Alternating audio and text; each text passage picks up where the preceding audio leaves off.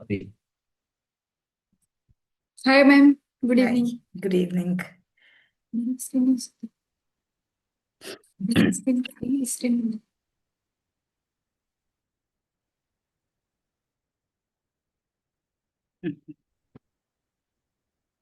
Good evening. Hi, namaste.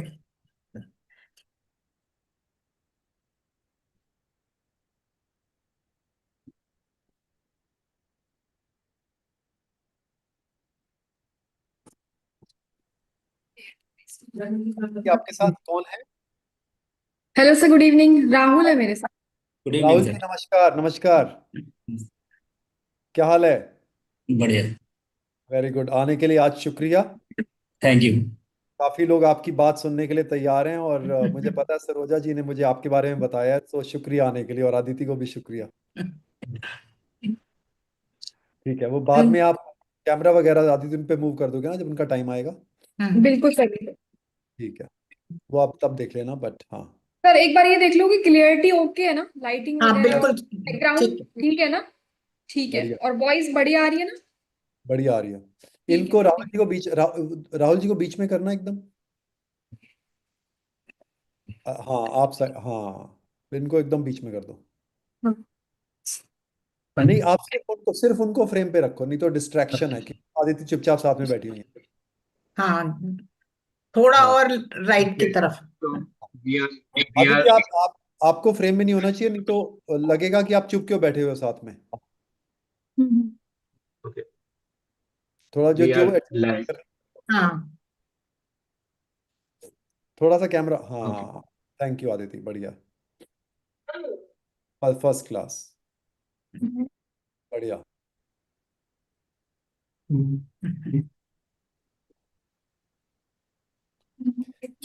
Rahul ji, शुरुआत में थोड़ा बहुत इंग्लिश में चलेगा।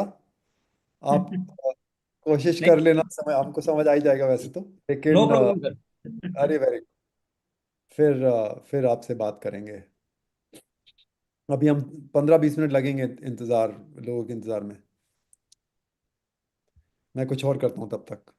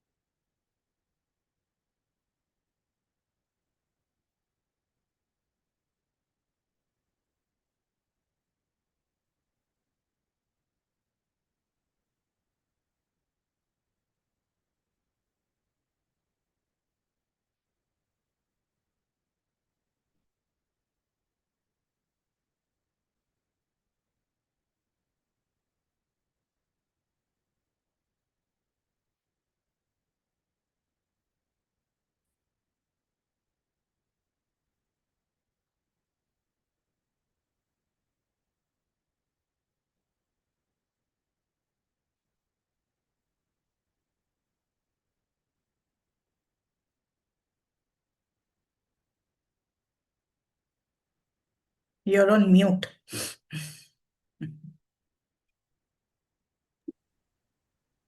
How's my eye contact now? Yeah, now it's fine. Good. Hi Sid. Hi Ajay. Hi, sir. Right. I all the best, guys. Thank you. Thank you.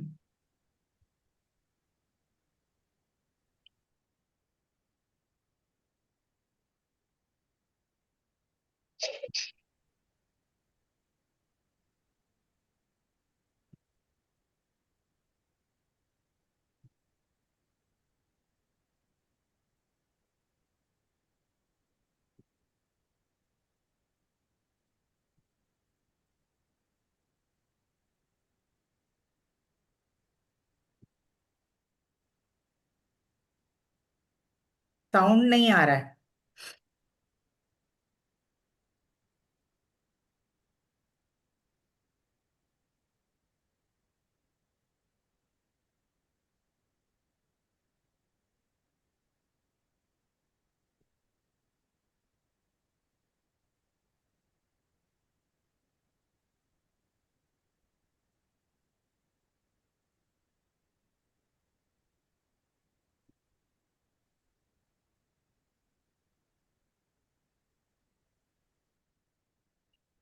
I don't know if Sakshi realized.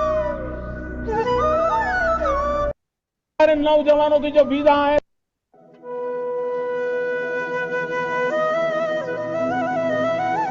हमारे नौजवानों की जो visa है, सामर्थ्य है, उसको अगर काम में लाना है तो हमें मैन्युफैक्चरिंग की ओर जाना पड़ेगा। हमें अनाड़ी की तरह रखा गया कि आओ पैडल मारो, पटक से निकालो, फिर अपने घर को जाओ।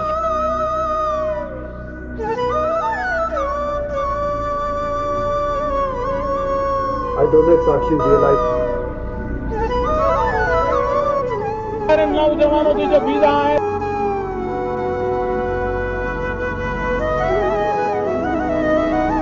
हमारे नौजवानों की जो वीजा है, Indian automobile सामर्थ्य है, sector is one उसको अगर third of काम में Indian लाना है manufacturing GDP and तो it हमें employs more than a manufacturing की ओर crore जाना workers. हमें अनाड़ी की तरह रखा गया कि आओ पैडल मारो, पटक से निकालो, फिर अपने घर को जाओ। हमारी कंपनियों में गाड़ियों के पुर्जे बनते हैं और उन पुर्जों को बनाते हुए हम चोटीले भी होते हैं। I don't know if Sakshi realized. हमारे नौजवानों की जो वीजा है, सारा काम सेफ इंडिया से मैं करवाया हूँ, हुआ है मेरा। हमारे नौजवानों की जो वीजा Indian है, automobile सामर्थ्य है, sector is one उसको अगर third of काम में Indian लाना है manufacturing GDP and it हमें employs more manufacturing than a की ओर crore जाना workers. हमें अनाड़ी की तरह रखा गया कि आओ पैडल मारो, पटक से निकालो, फिर अपने घर को जाओ। हमारी कंपनियों में गाड़ियों के पुर्जे बनते हैं और उन पुर्जों को बनाते हुए हम चोटीले भी होते हैं। I don't know if Sakshi realized. हमारे नौजवानों की जो वीजा है, सारा काम सेफ इंडिया से मैं करवाया हूँ, हुआ है मेरा।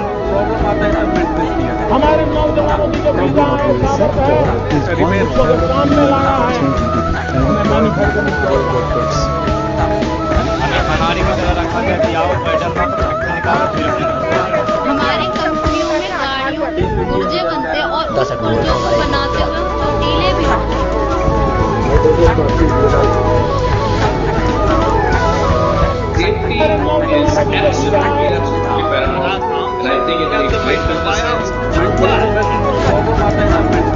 हमारे नौजवानों की जो वीजा है, सामर्थ्य है, उसको अगर काम में लाना है हमें मैन्युफैक्चरिंग की ओर जाना हमें अनाड़ी की तरह रखा गया कि आओ पैडल मारो, पटक से निकालो, फिर अपने घर को जाओ। हमारी कंपनियों में गाड़ियों के पुर्जे बनते हैं और उन पुर्जों को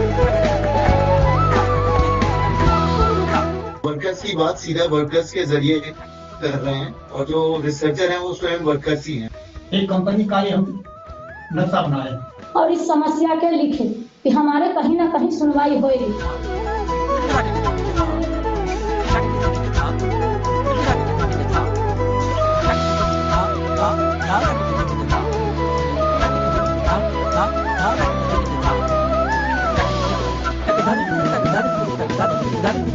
यहाँ बदलाव हुआ है, सारी मशीनों पर सेंसर हैं।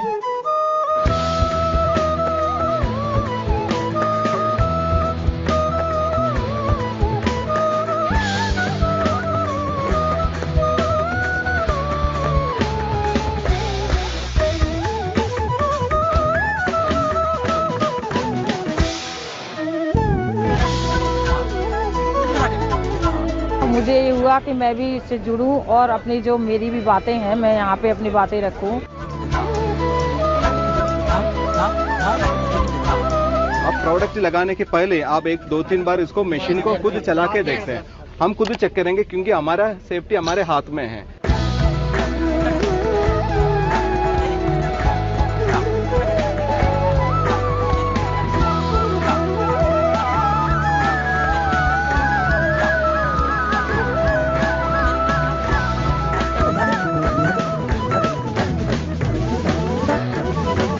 कहना चाहता हूँ कि हिम्मत हारिए नहीं, हिम्मत बांध के रखिए। अगर हिम्मत है तो सब कुछ है।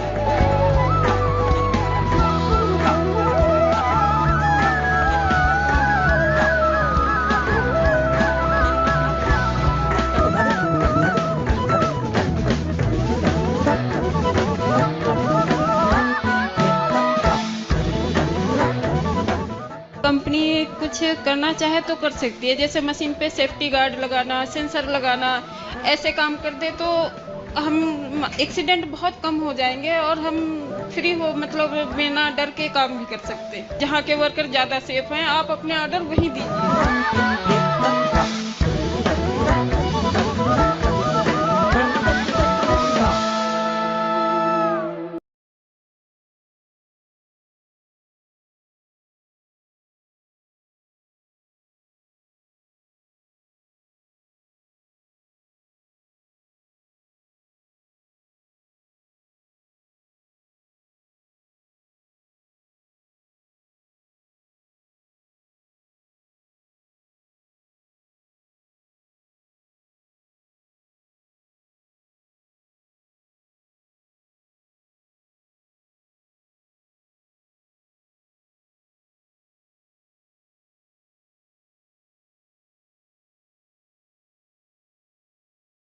Workers.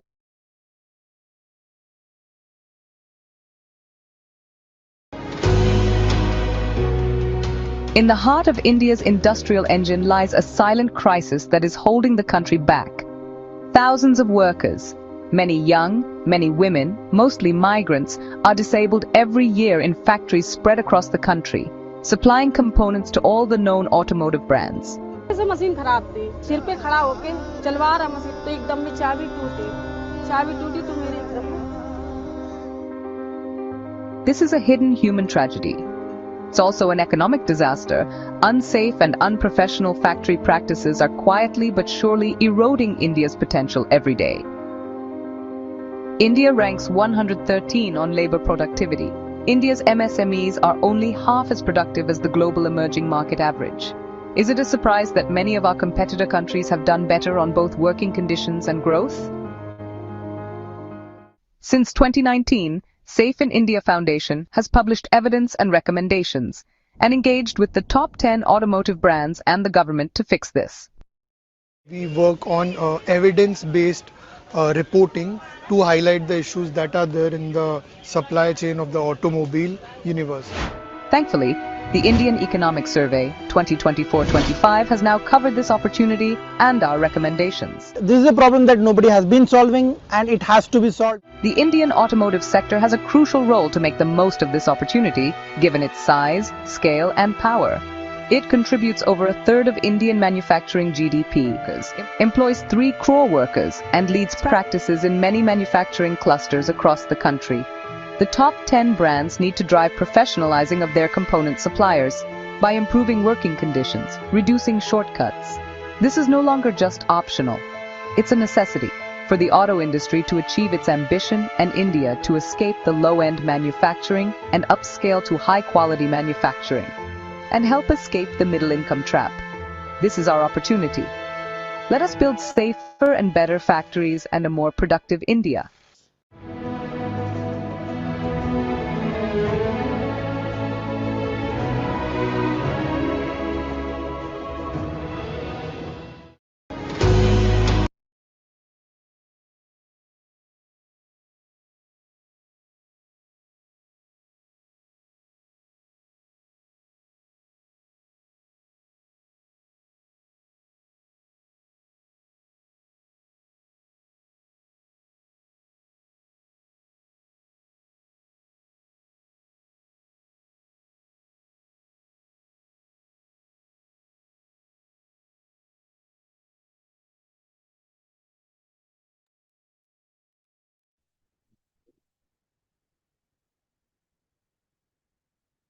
Good afternoon, everyone. I'm VN Saroja from Safe in India. Thank you for joining in. We'll just maybe wait for a couple of more minutes for a few more people to join. I think they're there in the waiting room, and then we can start. Thank you.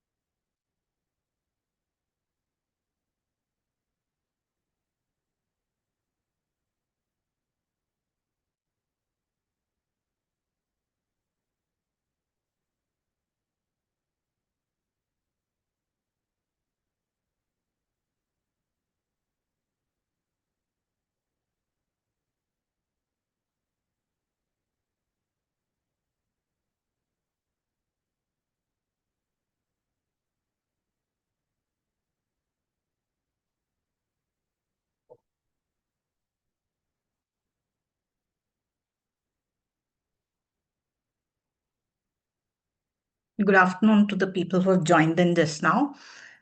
We're very happy to welcome you all to this release of our fifth report on called Safety Niti. This report essentially has been, one of our hallmarks of pushing brands in the automobile sector in India to start looking more closely at OSH and the policies and how they're implementing it through the supply chain.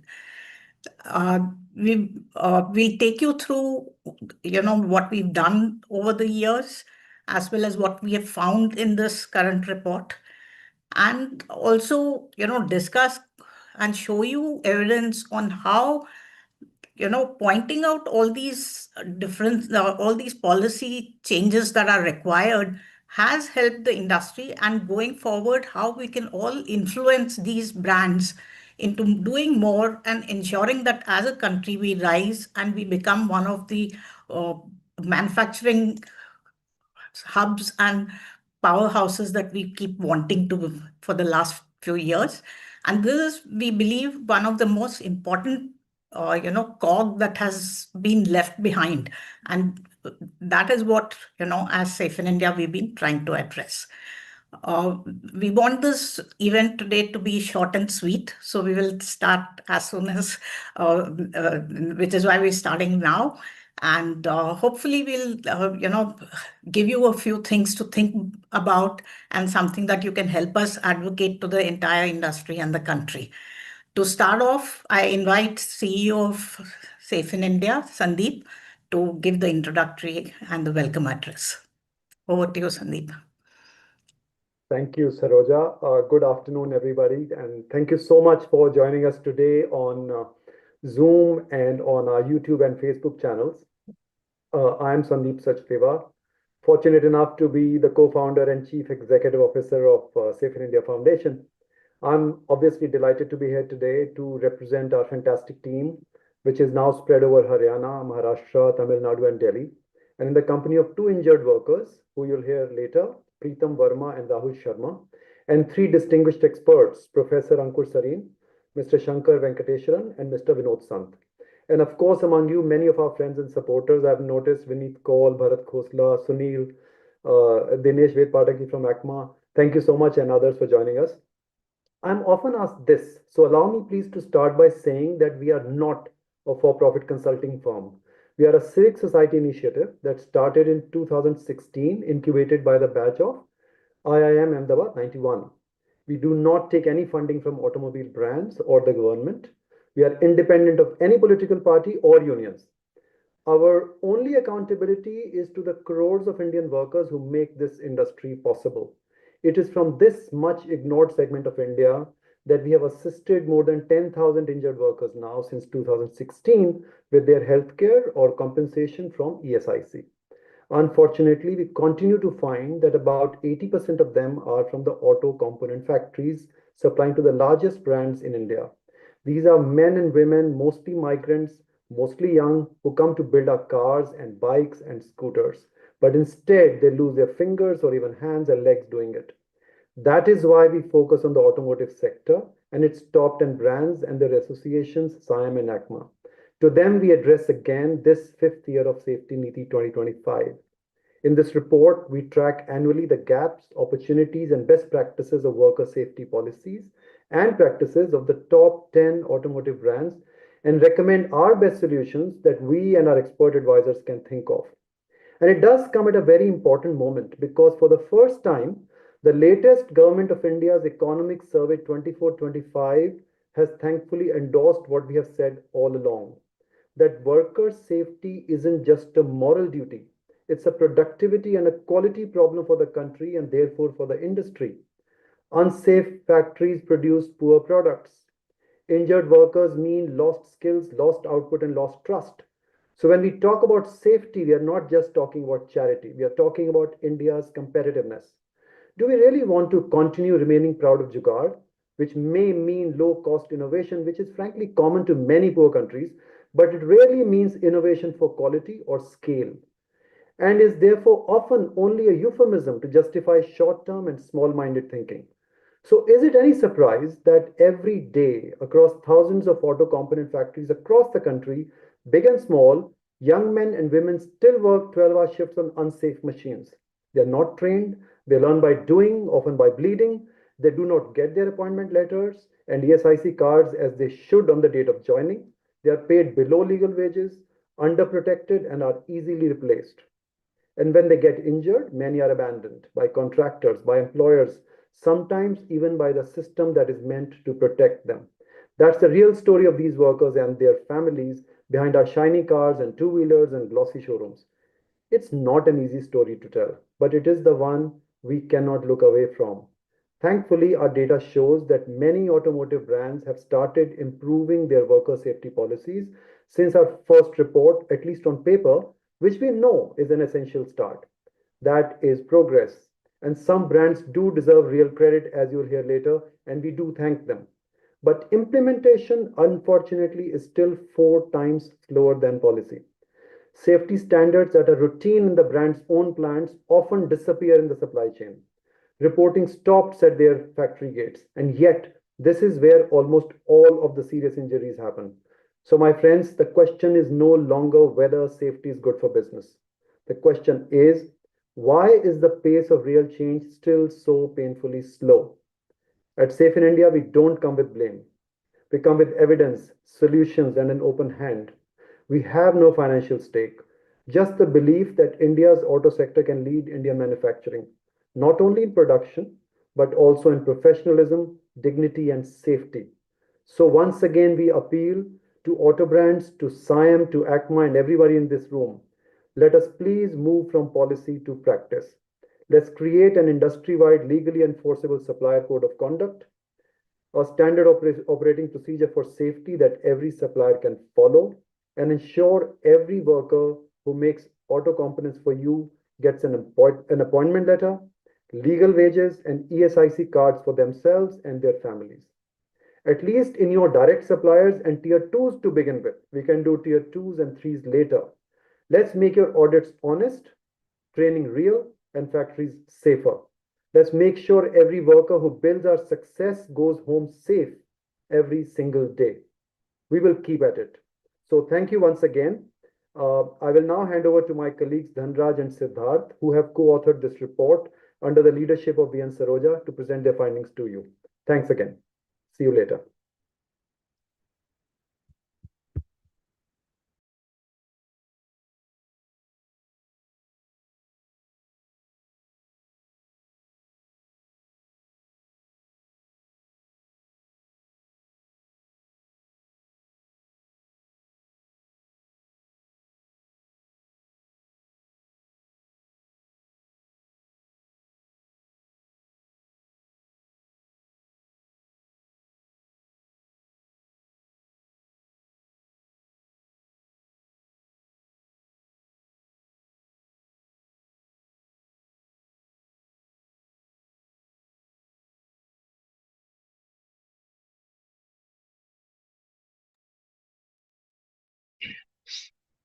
Um, Good evening, everyone. We welcome you to the launch of SafetyNiti 25, the fifth edition of Safe in India Foundation's report.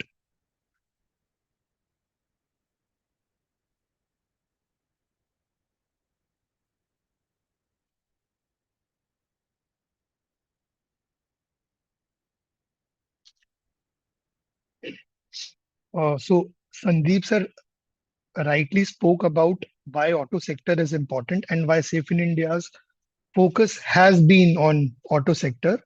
This is another point that we wanted to highlight, that so far around 11,000 injured workers have been supported by Safe in India Foundation since 2016, and 80% of them are from the automobile sector supply chain.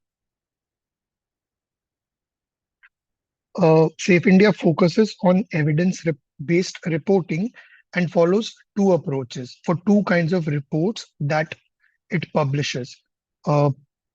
Crushed, which is a bottoms-up report where we analyze the data from workers on safety related parameters. And then Safety Niti, the top-down report, where we track the publicly available OSH policies of the top 10 auto brands. For Safety Niti, we assess the latest OSH related policy documents and reporting for their policy and procedures with respect to their own factories and the supply chain. So these top 10 brands are identified on the basis of their revenue, and in the past 5 years, they have remained same. So here on the screen, you would be able to see the logo of these top 10 brands. In addition to it, in the report, we try to analyze how these brands address the OSH issues, particularly in the supply chain.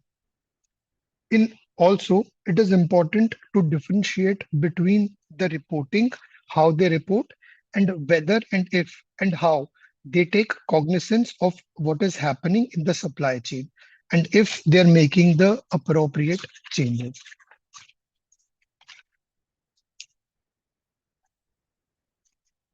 Next, I would speak about the methodology. As already mentioned, the analysis is based on the publicly available documents. The analysis of these policies has been done in form of 21 indicators, 21 questions under three sections. The first section, it focuses on the policies of the brand's own operations. Second section focuses on the policies for deeper supply chain. And the third section focuses on the implementation of these policies across the supply chain. On average, there are around 10 documents and reports per auto brand, and some documents, in our experience, have been as long as 400 pages. So due to the scale of these documents, this time for SafetyNiti2025, we did an AI-assisted analysis with the help of Notebook LM. And after that, for greater transparency, the analysis was shared with auto brands against which we have been asking for the response, and then it has been made public in the report and would be put on the website through links as well. So this table represents the rank of the auto brands as per our analysis. The latest ranking of SafetyNiti2025 would be visible in the extreme right column, and it is in order of the brand's ranking. Over the past 5 years, since SafetyNiti21, ranking of these auto brands, as per the analysis, has changed significantly. Bajaj and Hero have moved up from the lower positions in 2021 Safety Niti to top positions. Eicher, TVS, and Ashok Leyland, they have consistently been near the bottom. Honda and Mahindra, they appear to have worked on their policies beyond their own operations, but it has largely been limited to tier 1 suppliers, which is one reason why a rank fall is visible for these brands. Tata and Hyundai, with some policy changes over the year, have largely remained same at the same ranking.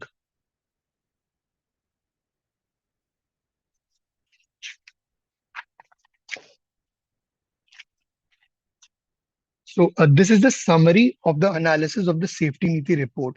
On the right, the latest analysis for SafetyNiti2025 report is visible, and on the left, the table is for the graph is for the SafetyNiti21 analysis. The table highlights the changes in policies over the years. So these two sections highlight the progression in the policies. So it is very well visible, the change in color. On the left side, when we began, it was almost red, and now you could see a greater proportion of green in it, and with a decent amount of amber all over the table with few red boxes. So regarding the first two tables on the color table on the top, These are about the OSH policies for their own brands. So more brands now treat, so there have been some positive changes, which I would highlight. So now more brands treat their contractual workers at par with the permanent worker. So in 2021, this was 3, and now there are 6 such brands which treat their contractual workers at par with the permanent workers. 7 brands now have a publicly available human rights policy. And 3 among these brands have covered the non-permanent workers under the human rights policy. For the OSH policies for deeper supply chain, more brands now have a contractually binding supplier code of conduct for tier 1 suppliers. In 2021, there were 5 such brands, and now in 2025, there are 9 such brands. But these changes in the supply chain are largely limited to tier 1. OSH and human rights continue to be not included on the board agenda for most of the brand, as it would be visible in question 6, which says, is OSH and human rights in the supply chain included in OEM or auto brands standard board agenda? A parameter that remains red for all auto brands between SafetyNiti 21 and SafetyNiti 25 is the absence of a standard operating procedure for deeper supply chain. You could see the question number 10 on both sides, it's completely red. So it has largely remained the same with no progress in this particular indicator.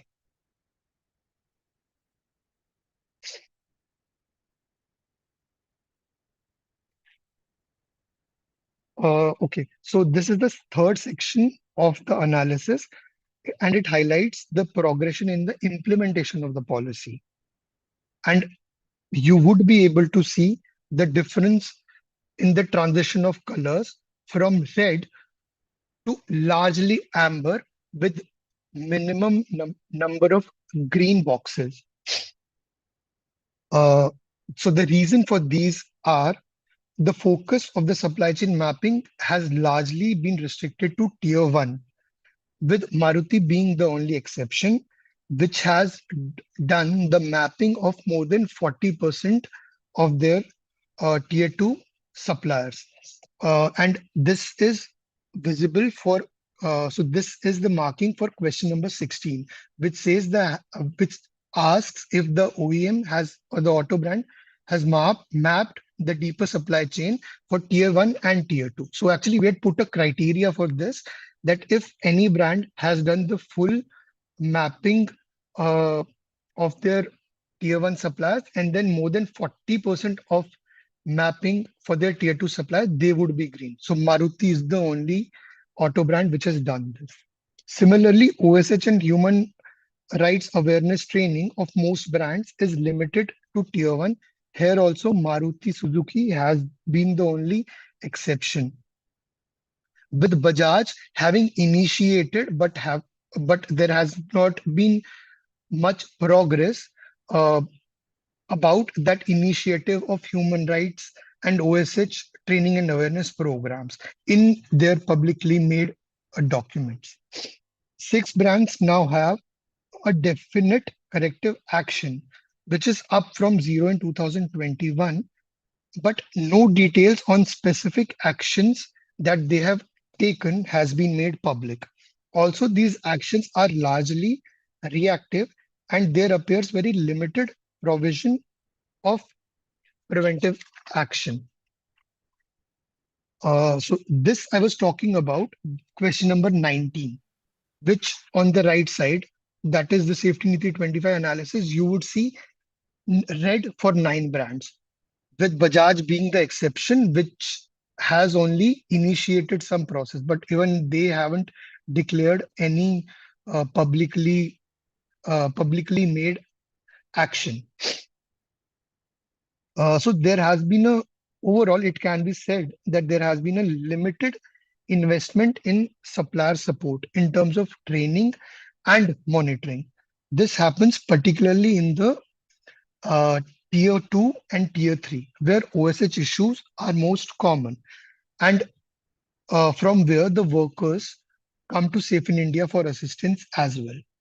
These deeper supply chain, in many cases, are a part of the supply chain for more than one brands. In a way, it could be said that the resources of tier 2 and tier 3 suppliers, that is the deeper supply chain, are shared by many brands simultaneously. Therefore, an industry level initiative would actively help the entire supply chain. One such way of proceeding for that would be a joint industrial association for development of procedures through adoption of best practices in the industry. For example, having an industry-wide SOP. So I now hand over to Dhanraj to take over the further part of the presentation. Thank you. Thanks, Siddharth. Continuing from where Siddharth has left the presentation. So one of the things that we have done this year as part of Safety Niti, something new, is an analysis of the BRSRs, which is the SEBI mandated ESG reporting, which is compulsory for the top 1,000 companies, so which involves 78 auto companies. It's been compulsory for the last 2 years, 3 years. And so this is something we are also doing with IICA, government, the Ministry of Corporate Affairs. But there we are looking at the reporting quality. But here we are looking at just 2 principles, which is principles 3 and 5, which deal with OSH and with human rights. And we are looking at what the companies are doing rather than reporting quality. So based on that, here is an indicative graph. This looks at audits, and like it has been mentioned, for the top 10 OEMs, top 10 brands, it's similar for everyone, that they focus on their own operations, which is the first graph. But when it comes to the supply chain, more than half do not report or report zero. So that kind of indicates how much of a focus, how much of a lack of focus on supply chain exists in the larger sector. This is for OSH audits. It's the similar for other indicators under principle 3 and 5, which are on working conditions, human rights, etc. And importantly, with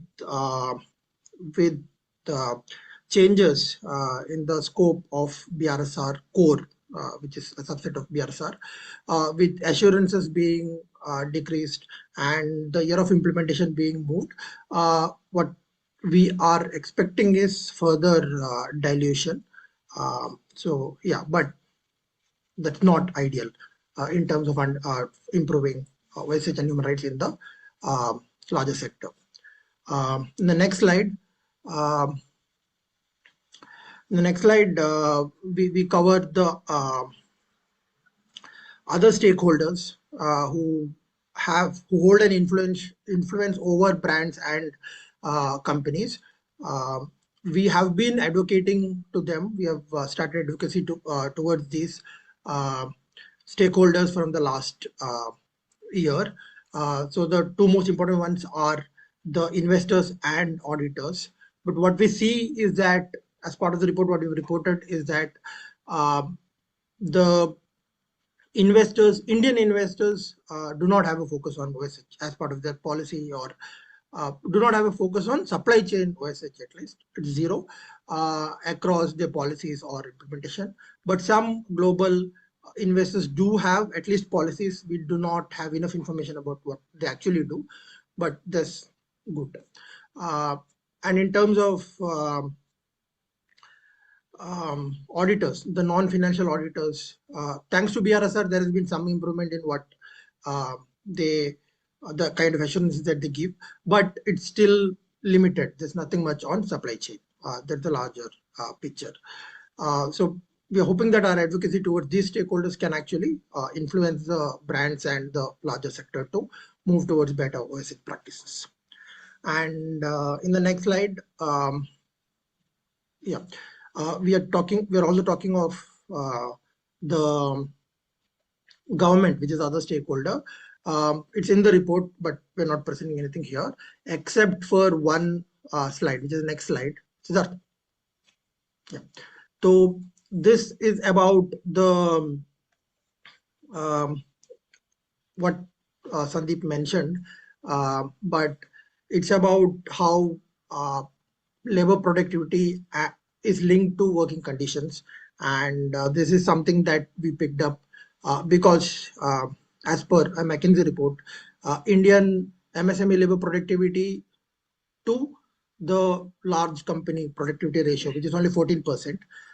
That's half the emerging market average of 28%. So that kind of indicates that our MSMEs are not great with labor productivity, not even as much as other emerging countries. And this is also indicated in our labor productivity ranking, which ILO publishes.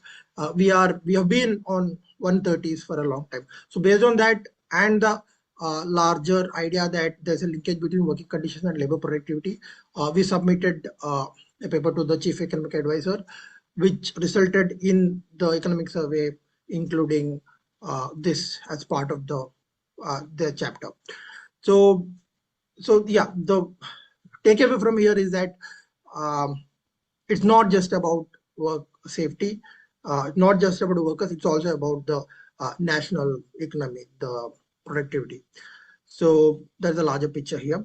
The more on what the government is doing and what we could do in the report. But yeah, and next we get to recommendations. So we have recommendations for all stakeholders, but the most important one is, of course, the top 10 automobile brands. And those are divided into two. There are 3 policy recommendations and 4 operational recommendations. These are based on 8 years of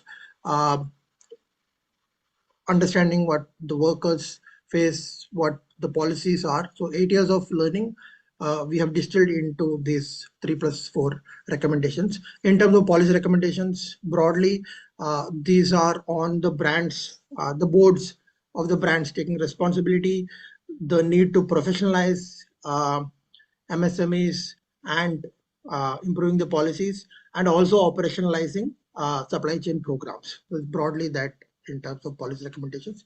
And in terms of operational recommendations, these are on having a supplier code of conduct that gets into the deeper supply chain, and also including non-permanent workers and the supply chain, extending accident reporting to the supply chain, which is only now for their own operations, and then having a grievance redressal mechanism that covers non-permanent workers and the supply chain.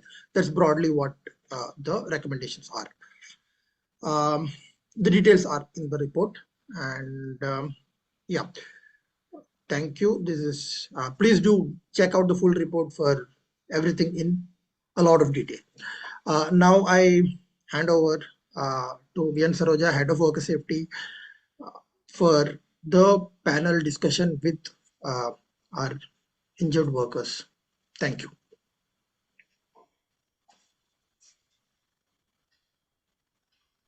Thank you, Dhanraj.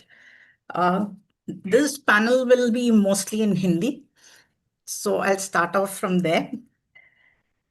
जब भी हम किसी auto sector के accidents के बारे में बात करते हैं तो लोग अक्सर जो है तुरंत बोलते हैं ये तो छोटी छोटी फैक्ट्रियों में होता होगा, बड़ी फैक्ट्रियों में नहीं होता है। और इस बात को हम बहुत सुन चुके हैं, इसलिए इस बार हमने एक पैनल आपके लिए 2 हमारे मेहमान बुलाए हैं जो छोटी फैक्ट्री में नहीं काम करते हैं, लेकिन वहां पे भी सेफ्टी का मुद्दा उनके सामने आया है और वो घायल हुए हैं। एक हमारे साथ पहले हैं प्रीतम वर्मा जी। इनका हादसा जो है वो लाइफ लॉन्ग प्राइवेट लिमिटेड में हुआ था 16 मार्च 2024 को। अगर आप लोगों को याद हो तो इस फैक्ट्री में एक बहुत बड़ा धमाका हुआ था। वहाँ के बफिंग डिवीजन में डस्ट कलेक्टर में आग लगकर 30 वर्कर्स घायल हो गए थे और 19 वर्कर्स की देहांत हो गई थी। लाइफ लॉन्ग जो है वो हीरो मोटर्स का Tier 1 सप्लायर है, बहुत बड़ी फैक्ट्री है, राइट। एंड अभी प्रीतम जी संधार टेक में काम कर रहे हैं। नमस्ते प्रीतम जी।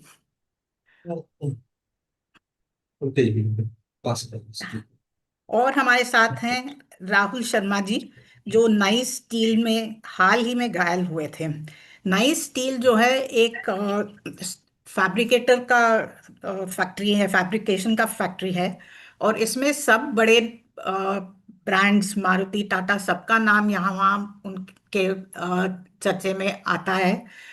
और वहाँ पे जो है इनको अभी हाल ही में एक हादसा हो गया था।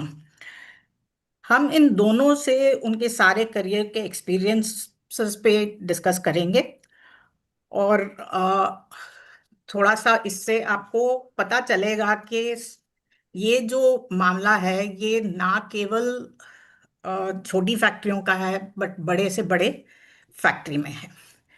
प्रीतम जी, मैं आपसे पहले शुरू करूंगी। आप थोड़ा सा अपने बारे में बताइए कि आप कहाँ से हैं, घर में कौन है, आप कौन से मशीन पे काम करते हैं, एक्सेट्रा। हाँ जी। प्रीतम वर्मा, अयोध्या जिला का रहने वाला हूँ, उत्तर प्रदेश।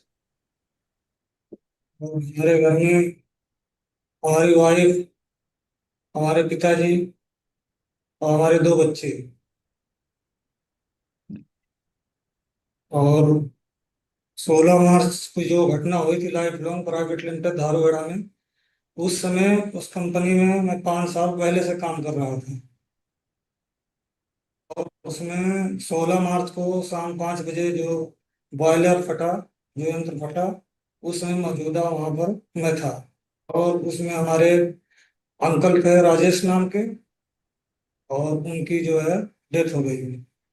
और हमारी भी पूरी बॉडी जल चुकी है। मैं हो सकता है आपको दिखा दूं वीडियो के माध्यम से, पूरी बॉडी जल चुकी है।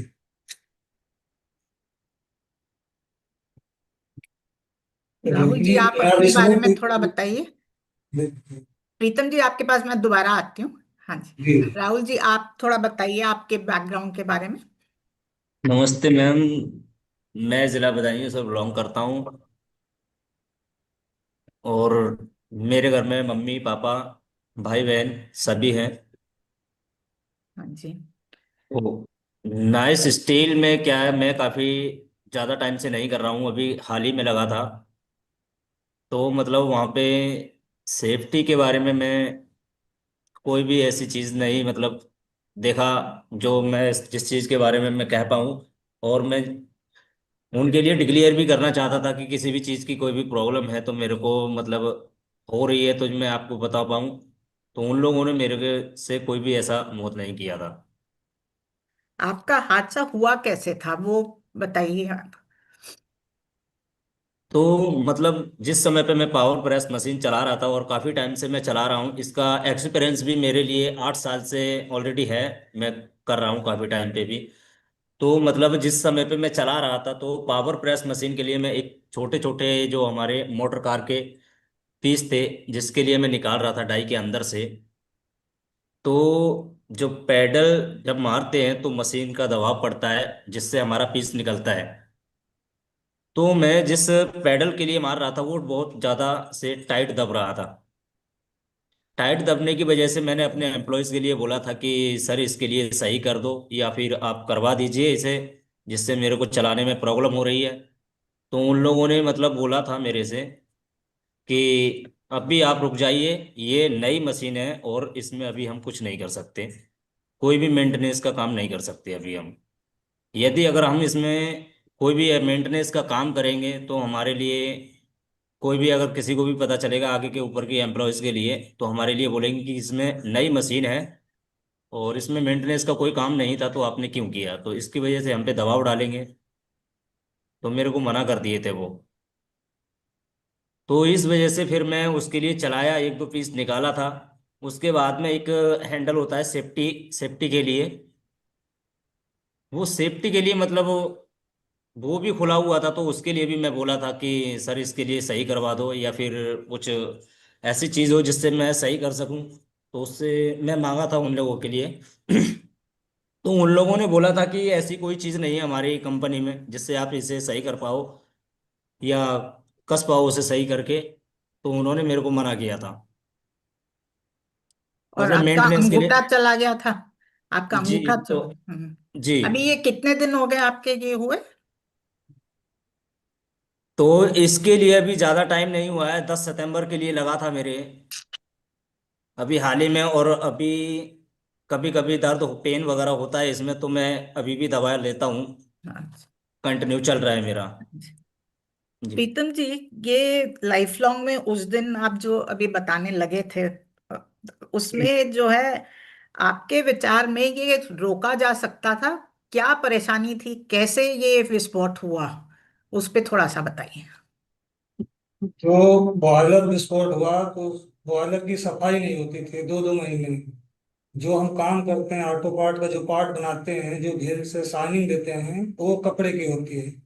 तो कपड़ा झर के दस्ताना पूरा कुछ भी प्रेशर में से वो जो होता है एयर डस्ट कनेक्टर, तो सारा डस्ट को खींचता है लंबे पाइपों से, तो वो जाके सारा इकट्ठा होता है। लेकिन जब मेंटेनेंस सफाई नहीं होती है तो उसमें कूड़ा इकट्ठा होता गया।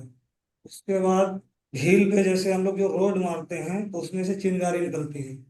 तो सफाई अगर मेंटेनेंस से अगर होती रही तो आग लगने का कोई चांस नहीं था। लेकिन सफाई मेंटेन नहीं होने के कारण, जैसे प्रक्रिया हम पर डे अपनी भीड़ चढ़ाते हैं, रोड लगाते हैं, तो उसमें से चिंगारी निकलती है।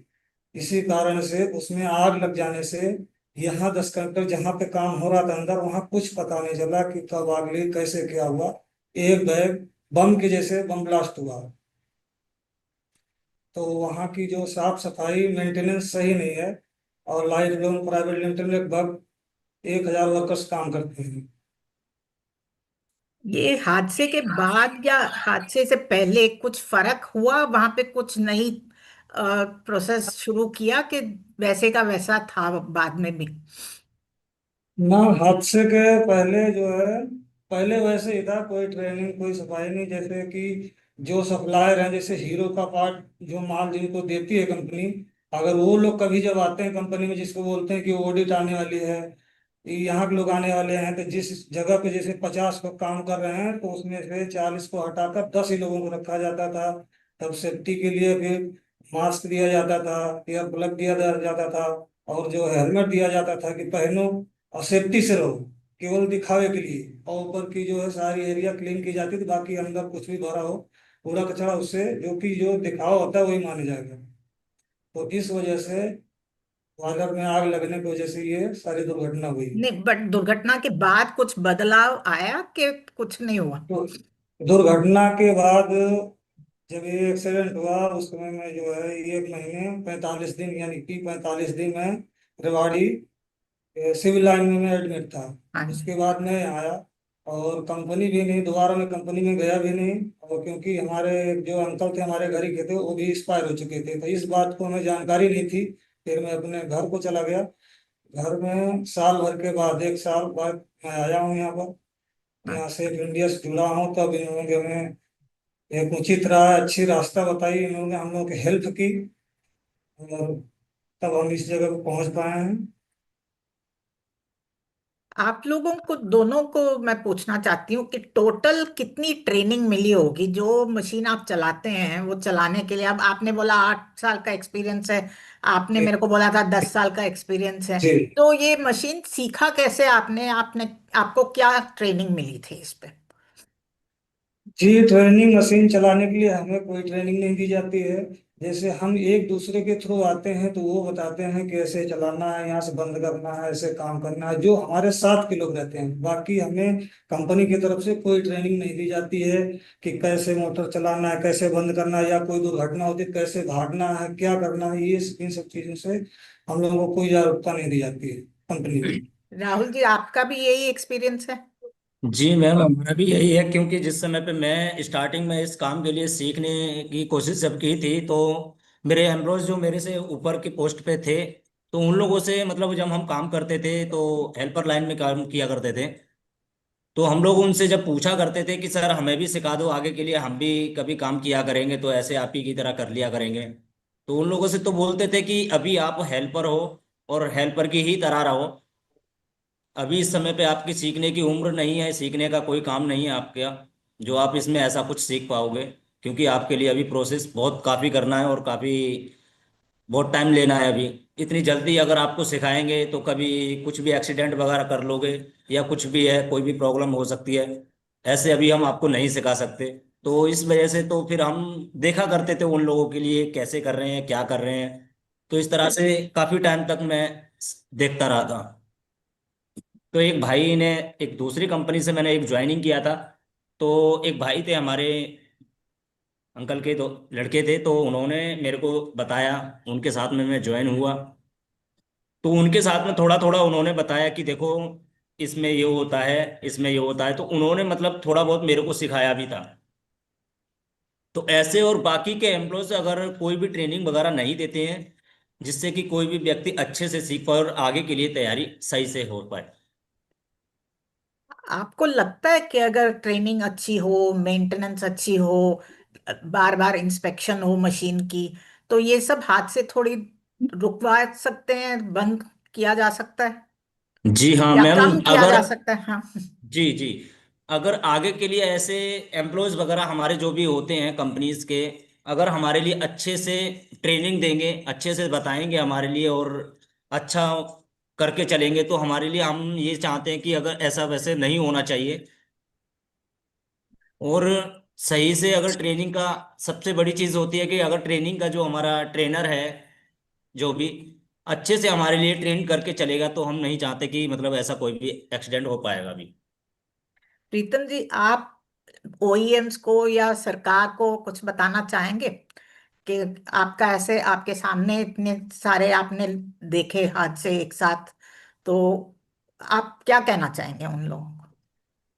कि से देखे, और मैं सभी लोगों को यही कहना चाहूंगा, कंपनी में चाहे जहाँ भी काम करें, एक दूसरे को सेफ्टी के बारे में या अपने एम्प्लॉय के बारे में, जो मशीन चला रहे हैं सावधानी के साथ कैसे काम करना, नहीं जानकारी है जिसको, जैसे कोई नया आ गया या पुराना है, अगर किसी मशीन को चलाने के बारे में जानकारी नहीं है, सेफ्टी नहीं है, तो आगे आप उनसे बात करके बोल सकते हैं, उनको बता सकते हैं कि कैसे हमें काम करना है, किस प्रक्रिया में काम करना है। तभी जो है समस्या का समाधान कुछ हो सकता है। एक दूसरे को हमें जागरूक करना पड़ेगा। और आप दोनों सरकार को कुछ बताना चाहेंगे? मैं तो मैम यही कहना चाहूंगा कि आज में मेरे साथ में ये हादसा हुआ है ऐसा, और किसी भी भाई अगर कोई भी ज्वाइनिंग करना चाहता है, और अक्सर में लोग किसी भी परिस्थिति के कारण कंपनियों में काम करते हैं, तो ऐसा किसी के साथ में ना ऐसा हादसा नहीं होना चाहिए कि आज मेरे लगी है, मैं किसी भी चीज़ से आगे बिलोंग करने की कोशिश कर रहा था, जिससे आज मैं हार के बैठा हुआ हूँ और कुछ भी नहीं कर सकता, अब आगे के लिए कुछ सोच नहीं सकता। तो मैं सभी दर्शकों के लिए और दोस्तों के लिए और कोई भी मेरे भाई बंधु जो भी हैं करेंगे काम के लिए, तो हमेशा सेफ्टी के साथ में करें, और हमारे लिए कंपनीज सेफ्टी के साथ में ही काम करवाएं और उन्हें सेफ्टी प्रदान करें। प्रीतम जी, आप? जी, बिल्कुल सही बोल रहे हैं। मेरा कहना यह है कि सेफ्टी के साथ में जो है, सेफ्टी पर ध्यान रखते हुए सरकार से हमारी यही दरख्वास्त है कि जो भी ये कंपनियों का जो हालात है, सेफ्टी नहीं दे रहे हैं, अब दिखावे के लिए सेफ्टी की जाती है, जैसे कोई आ गया तो हमें दिखावे के लिए दिखाते हैं कि हाँ कंपनी में सेफ्टी है, बाकी जाने के बाद कुछ नहीं होता है, सब जैसे चल रहा है वैसे काम अपना निकाल रहे हैं। तो इस पे जो है कड़ी से कड़ी कार्रवाई करे, तो ऐसी दुर्घटना जो है किसी के साथ कभी ना हो, क्योंकि हमारे साथ जो है 40 लोग जो है घायल हुए थे। उस समय में ये हालात देखा था कि जो हमारे साथ के थे, मैं उनको खुद नहीं पहचान पा रहा था कि आप कौन हैं, जो कि धारूहेड़ा में एडमिट थे, यहाँ से ले गया, मैं रेवाड़ी में था, सब कुछ में अब मतलब मैं देखा सुना सब कुछ। लेकिन मैं ये कहना चाहूंगा सरकार से कि ये जो दुर्घटना हुई है, ये सेफ्टी की तरह, सेफ्टी के तहत, लेकिन ऐसी दुर्घटना कभी कहीं ना हो पाए, और इस पे कड़ी जो है कड़ी कार्रवाई की जाए। और ओईएम्स को भी, ब्रांड्स को भी यही बोलेंगे फिर, है ना, कि जी उनको भी निगरानी रखनी चाहिए। जी हाँ जी, थैंक यू वेरी मच। अभी आधे घंटे बाद अगर किसी के पास कोई सवाल होगा तो आपसे पूछेंगे, आप हमारे जी साथ जुड़े रहिए, but thank you very much. We'll now move on to our next session. That's the expert panel on beyond policies embedding OSH into the supply chain operations. I think the last 45 minutes have been testimony to the crying need for this. So this session will be moderated by Sandeep, and over to you, Sandeep. Thank you Saroja and thank you Rahul ji and Pritam ji. आपने जो इतना सफाई से सबको बताया और जो आपने सुझाव दिए बहुत ही जरूरी हैं और बहुत ही साफ हैं। मुझे उम्मीद है कि आपका मैसेज इन वीडियोस के थ्रू सरकार को, ब्रांड्स को, फैक्ट्रियों को जाएगा और आपके भाई और बहनों के लिए उससे बेहतरी होगी। उसके लिए बहुत बहुत शुक्रिया। जैसे सरोजा ने बोला, रुके रहिए, शायद कुछ सवाल हो आपके लिए बाद में। I'm honored to be here. I'll start the panel. I'm honored to be here today with the three distinguished experts that I talked about earlier to discuss our topic, which is beyond policies, embedding occupational safety and health into supply chain operations. That is, focus on moving from policies to processes and operations, right? So the three gentlemen with us today, the first one is Professor Ankur Sarin. He's an associate professor in the Public Systems Group at Indian Institute of Management, Ahmedabad. His research spans public systems, education reform, social and economic inequality, the role of technology in marginalized communities, and policy implementation. Ankur, we have been very proud to have you as a senior advisor to Safe in India since almost our beginning. Mr. Shankar Venkateshwaran is co-founder and managing partner, Sustainability Integration at eCube Investment Advisors. He was Tata Group's first head of sustainability and previously has held leadership roles at Sustainability and PwC and served as founding executive director of Partners in Change. He's a key architect of Indian NGRBC, that is National Guidelines for Responsible Business Conduct, and a member of the committee that drafted the BRSR, Business Responsibility and Sustainability Report. And that is where we have had the pleasure of working with Shankar. He also serves on the National Human Rights Commission Core Group on Business and Human Rights. Thank you, Shankar, for joining us today. Our third distinguished panelist is Mr. Vinod Kumar Sant. He was the former Director General of the National Safety Council of India. He served for over 2 decades in DG Fastly, which is the Central Labour Ministry's arm for factory advisory on safety, and has chaired OSH committees for ISO and BIS. He also brings automotive sector experience, having worked at Escorts and Hero Honda Motors. It's great to have you with us, Vinod, as an industry, a government policy, and a worker safety expert. Thank you so much for joining us today. Thank you. I know we are all keen to talk to you, and there will be questions following my questions. I'll start with a few, and I'll request the audience to please add their questions in the chat, and I'll pick them up. So, Shankar, can I start with you first, please? Right? You heard the findings of our SafetyNiti 2025. Now, as an architect of SEBI's BRSR, which we have analyzed for the top 10 brands, you saw that many brands have improved their policy reporting, but not so much implementation, especially in the supply chain, right? What are your reflections on what they have reported well and the missing parts of the reports in the supply chain? And what do you think is therefore the problem and indeed the opportunity that exists? Thank you, Sandeep, and many congratulations to SII for a really very comprehensive report. In fact, the report pretty much answers the question, Sandeep, because I think the way it's been illustrated is very eye-opening. So if when the graphic was shown by Siddharth and Dhanraj, and you look at the left with all the reds and the right with, let's say, less reds, I mean, not as many greens as we would like, that does definitely shows a shift. The shift is slow, for sure, because you would have, in 5 years, one would have liked to see more greens than the ambers. But the shift is, so the shift is slow. And I think one of the things that the report very clearly suggested is that the struggle that OEMs seem to have is just going beyond the tier one supplier, and forget 3, 4. Even the struggle is even with tier two suppliers, and I think that's really where the which has to be the next step. So one is, yes, the policy bits have improved. Uh, there are lot far less reds, both in terms of policy within the company and as far as policies relating to the supply chain is concerned, the supplier code of conduct and what is contained in that. I think those are all good. But as you said, the meat is in the action. So how are they sort of looking at things changing on the ground when it comes to there? And I think there are a bit of gaps, and one would like to see how those gaps get filled. So tier two is clearly a gap, and I can understand it being a struggle uh, in the sense that you do have a line of sight of your tier one supplier for sure. You have a strong direct contractual relationship with the tier one supplier. So that gives the OEMs a little bit more muscle to persuade, to cajole, and so on and so forth. And obviously, that starts becoming less and less as we go down. But I think what OEMs need to recognize is that it is in their interest to start going beyond tier one.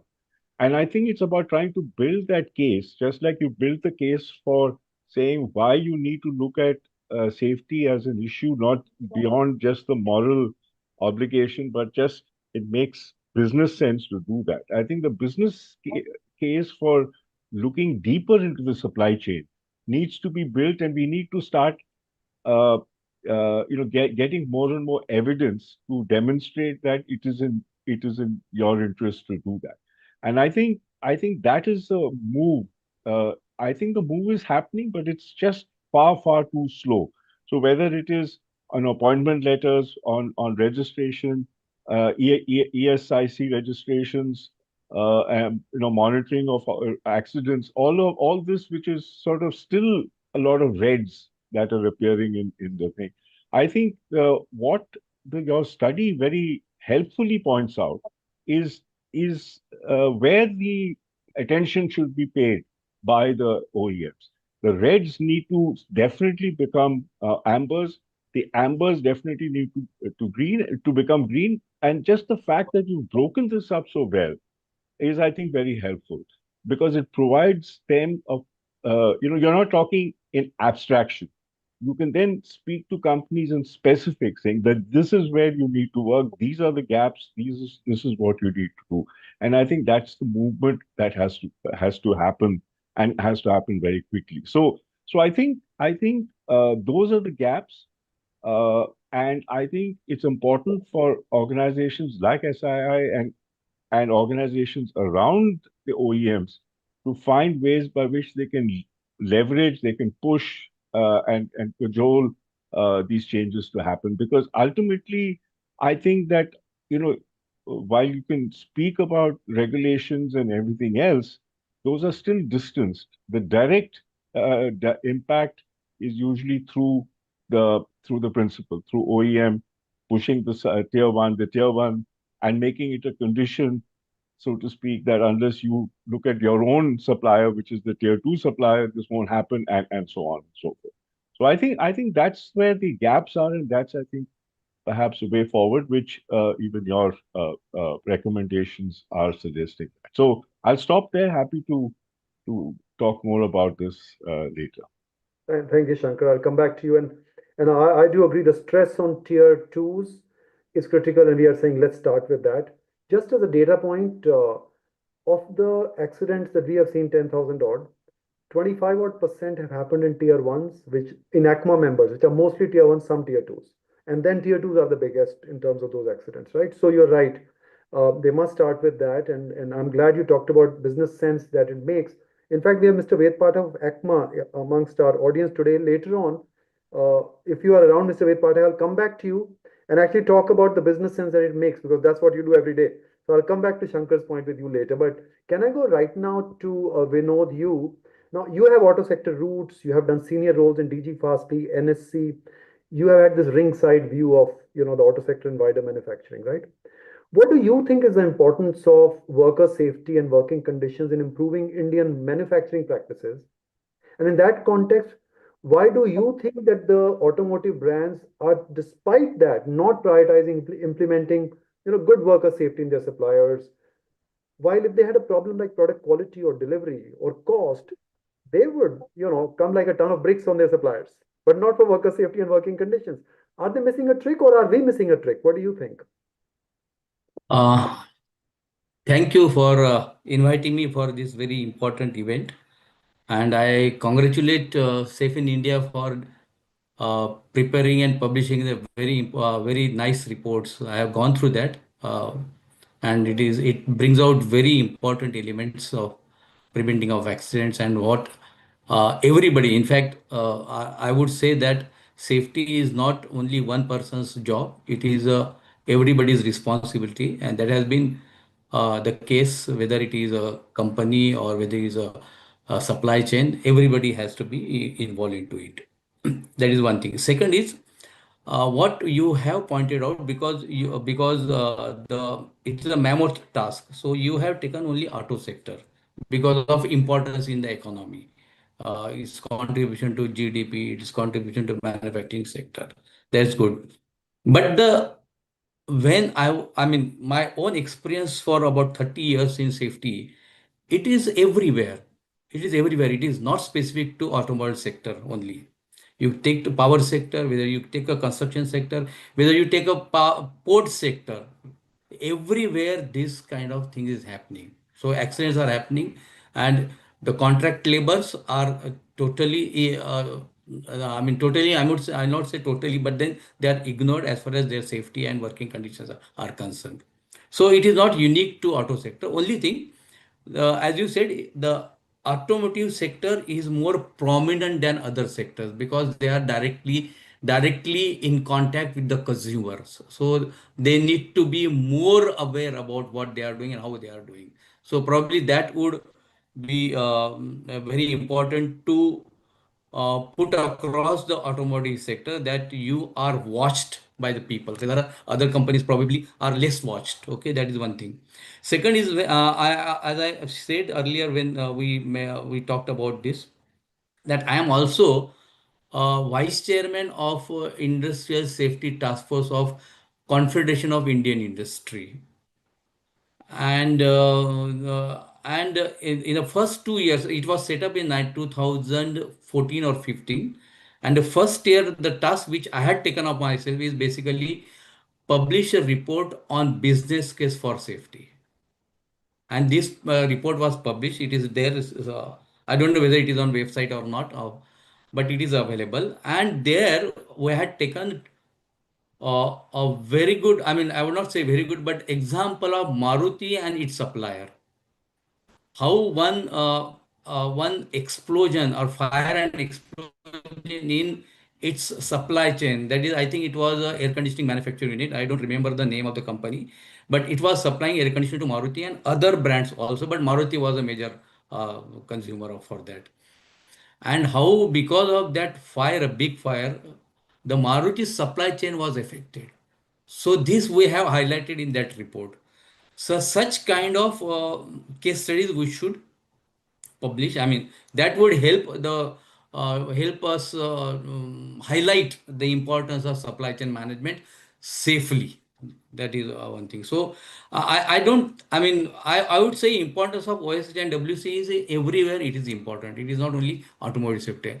Now, the coming to the point why they are not prioritizing sufficiently, it is obviously the cost component. It is a cost component.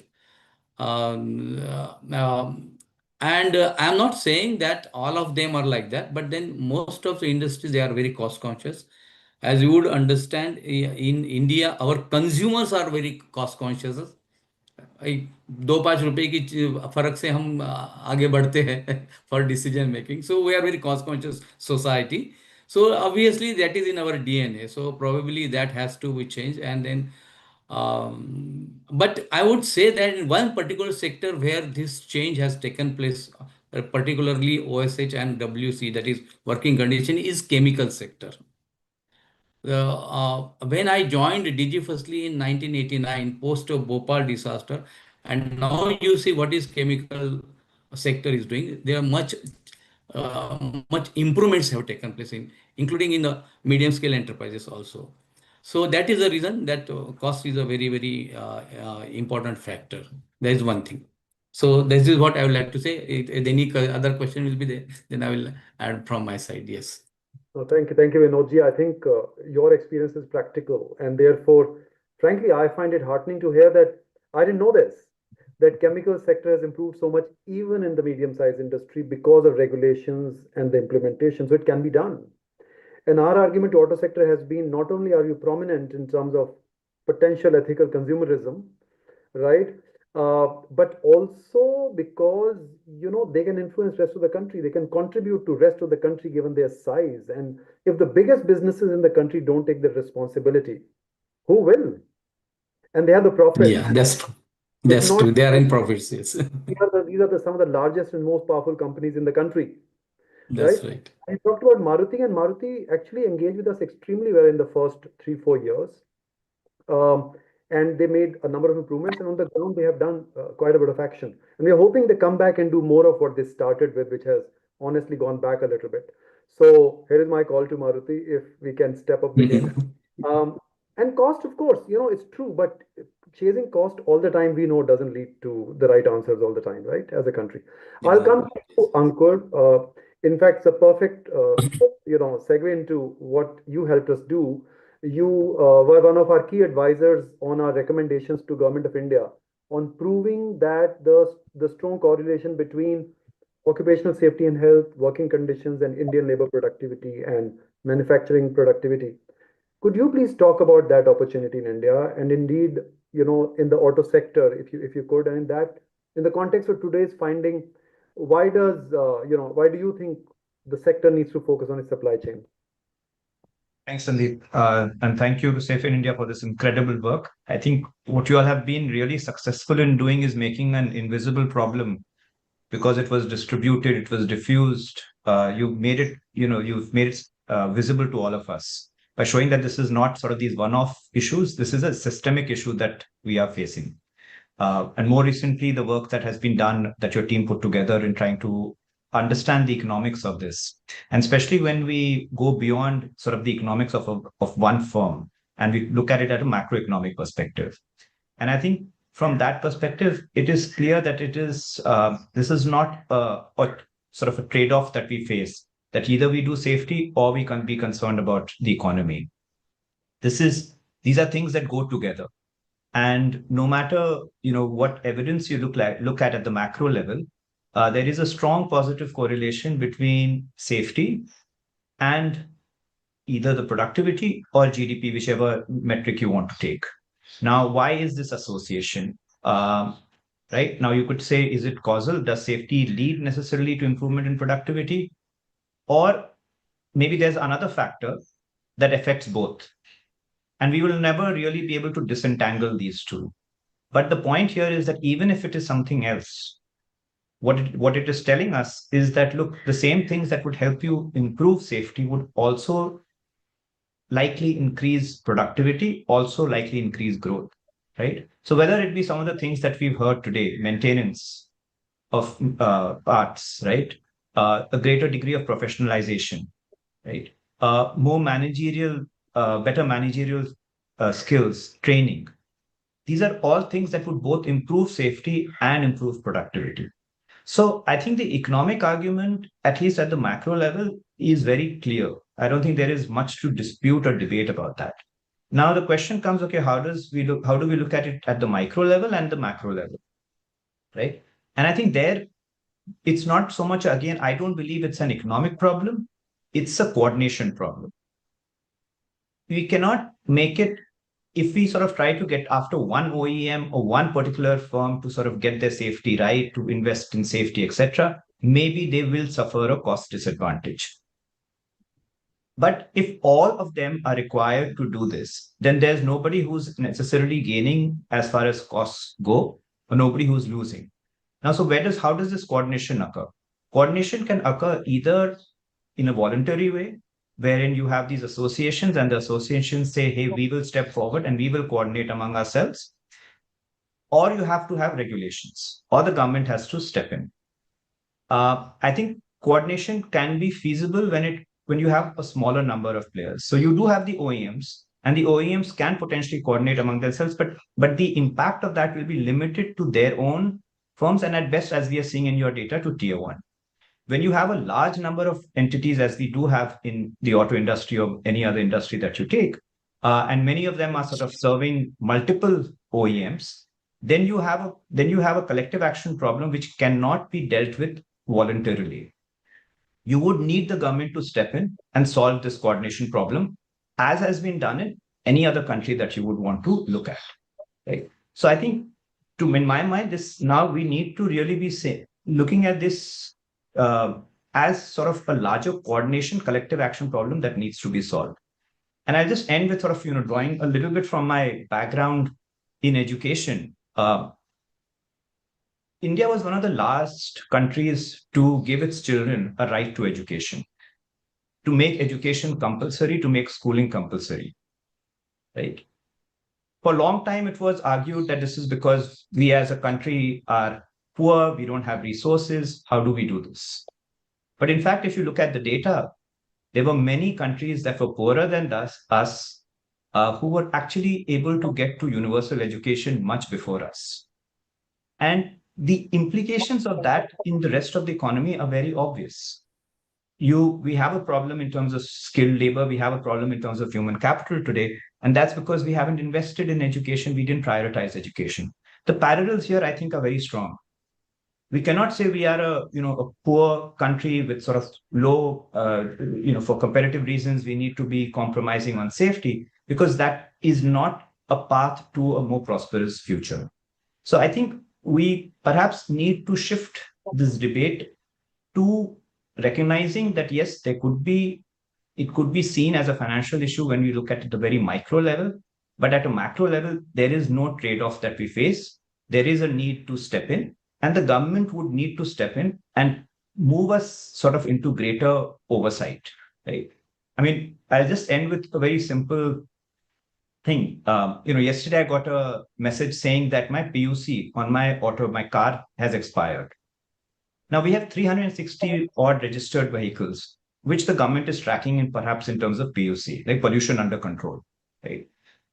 I was trying to do a quick back of the envelope calculation, because I was, this estimate that Safe in India brought in about saying OSH, occupational safety and health, is costing us, or the absence of good policy there, and the resulting accidents, injuries, absences are costing nearly 4% of India's GDP, right? And that's nearly 12 lakh crores. Now, so even if you go to divert a fraction of that money into sort of saying, what can we do to prevent it, right? And we know 90% of injuries, again, Safe in India data says this, occur in power presses. I was trying to get an estimate of how many power presses are there. There is no estimate. Why is there no monitoring of a clearly, a piece of machinery that creates this much damage, that creates this much hurt? Isn't there a way for us to sort of, if at the least, anytime you buy a power press machine, right, there's a reporting feature which says, look, I have maintained it, I have done A, B, C, D, whether we start with sort of a self-certification, but at least we need to have a count of that. And at this point, we don't even have a count of that. Right. So I think definitely there are some very low-hanging fruit also, which again, your work has always brought out. But I think the economic case for us moving towards a safer workplace, I think that argument is fairly sound, credible, and I don't think we should be discussing or debating that anymore. So I'll end there. Thank you so much, Ankur. I think you ended with power press, which is actually quite topical for us, because few years ago, I've been saying that could the brand just focus on their power press suppliers in tier 1 to 3, and they will then not be tens of thousands of factories, right? In Gurgaon, there may be hundreds, not thousands, and so on and so forth, right? And Maruti did do some of that in their tier 2 suppliers, and We know that for 4 quarters in a row in 23, 22 and 23, accidents came down in Haryana after we started this work, right? So it can be done, and you're right, right? So this strong point of no trade-off, power prices, and this vicious cycle of we don't invest and therefore we get worse. And so how are we ever going to break out of this cycle, right? So thank you, Ankur. Ankur, I'll come back to you. Shankar, I want to come back to you with one more question before we go to the audience with a couple more questions to Ankur and Vinodji also. So you have seen the supply chain reporting. You have been architect of this reporting structure. You have seen some evidence now of the real on the ground action that we are talking about. You know what gets measured gets done. I'm sure you're a believer in that, right? Do you see deepening with time over years? How do you see deepening? And what do you think is the role of other stakeholders? Ankur talked about the government, industry bodies, investors, and auditors, ESG auditors. And we have written to ESG auditors of all top 10 brands, and we are asking them, well, we have been publishing this report, Crush 19 from 2019, right? And how come your reporting doesn't even mention it, right? We have just started writing to Indian investors. We haven't gone overseas yet, right? What's your take on this? Yeah. Thanks for that. But just if I can just step back a bit into a couple of things that Vinod and Ankur were saying. I think, I agree with Vinod's point that it's the safety issue. It is not just in the automotive. It's a cultural thing, right? I mean, you see the way we drive, see the way we cross the road. Uh, you know, it's just not in our culture. And I think that's, it's almost as if we have a large population, so people are expendable. So there is somewhere there's a cultural issue. And I know that I can speak for the Tata Group that that's one thing that the group has been trying to spend a lot of in making a lot of investments in. So for example, you go to Tata Steel, everywhere there's a staircase, they'll say, please use handrail. And I use a handrail wherever I go. It just becomes part of who you are. I remember the managing director of Tata Power, when the new plant was being built, he was making a visit to the plant and he said, I'm going in the morning. You and I, we have a meeting in the afternoon. I said, what are you going to do in the morning? He said, I'm just doing a safety walk. So the managing director was actually doing a safety walk around a power plant that was being built. So culture is important.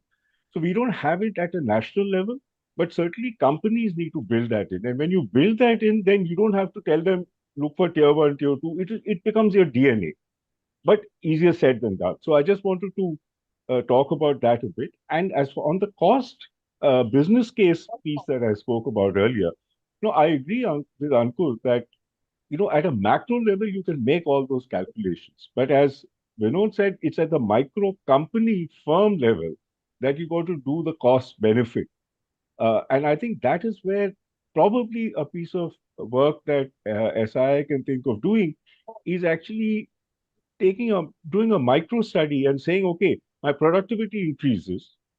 What is what is the value of that increased productivity? Uh, and therefore, and so there's a benefit, and what is the cost, the training, and so on and so forth. And the benefit is also lesser downtimes, lesser uh, disruptions, and so on. So I think but this is something we can discuss, I think, offline. But I'm just saying there are those things that need to happen at a micro level. But I can tell you this: when a company is coming and saying, "Prove to me that it makes sense to make this investment," then they're not serious. And I think that you have a problem because you don't need to prove this. It is self-evident. But there are companies who are going to ask you that question, so you might as well have it.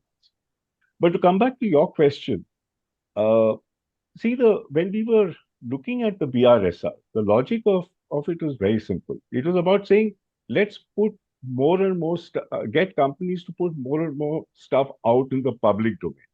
Now, moment they have to put things out in the public domain, data, and that is therefore open to scrutiny, they will measure it more carefully. They will, if they're not measuring it already because the format requires it, they will start measuring it and they will put it out there. And that itself is a big step. just that they are then at least tracking it, which things they may not have tracked, they're now tracking. So that was the sort of philosophical sort of underpinning of the BRSR, but also a requirement that for the BRSR to work is that the stakeholders need to read the report, they need to analyze it, they need to use it. So putting a report out is just one part, but if the users don't use it and use it in ways that they can influence, what's the point of that? So an investor who is the most influential in this whole system is the investor looking at a BRSR report, looking at data like safety? Is the investor then raising those questions because his investment is at risk if it is with a company that doesn't care about safety, not only in its own four walls, but in the supply chain? So is the investor looking at it? If the investor is not looking at it, or if it's too, they don't have the time, that's where SII needs to come in and say, okay, we will do all the data massaging for you, we'll do all the calculations for you and present it. So I think uh, there is a huge responsibility of stakeholders outside to look at BRSR reports, to analyze them, and present them back not only to the company but also to the influencers, whether they are industry investors. In the case of automobiles, there are no B2B customers. There are only B2C customers, you and I, and we can't influence a company very much as a customer. But in the chemical industry that Vinod was talking about, which is largely a B2B business, a customer there can very strongly influence its supplier, the product that it makes. So, for example, Unilever, when it started to look at these kinds of sustainability in a larger sense in its supply chain, Tata Chemicals found itself at a very advantageous position because it was already committed to doing it. So it became a preferred supplier. So you can influence that. So I think stakeholders have a huge role to play, but somebody like SII, civil society organizations, need to bring that data, need to analyze it and push it to that investor, to push it to different stakeholders who can influence behavior change in the company. And I think that's an important thing. On the industry bodies, which is another stakeholder, I think Ankur said it well. How can we they look at collectively creating awareness about this where there are common suppliers for multiple companies? Can those companies get together and say, yeah, let's ask our suppliers to follow some very basic, norms of safety and so on and so forth?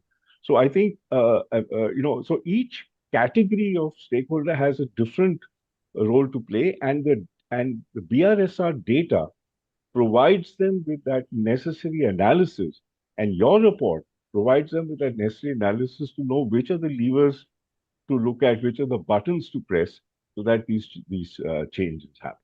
So I'll stop there and back to you. No, thank you, Shankar.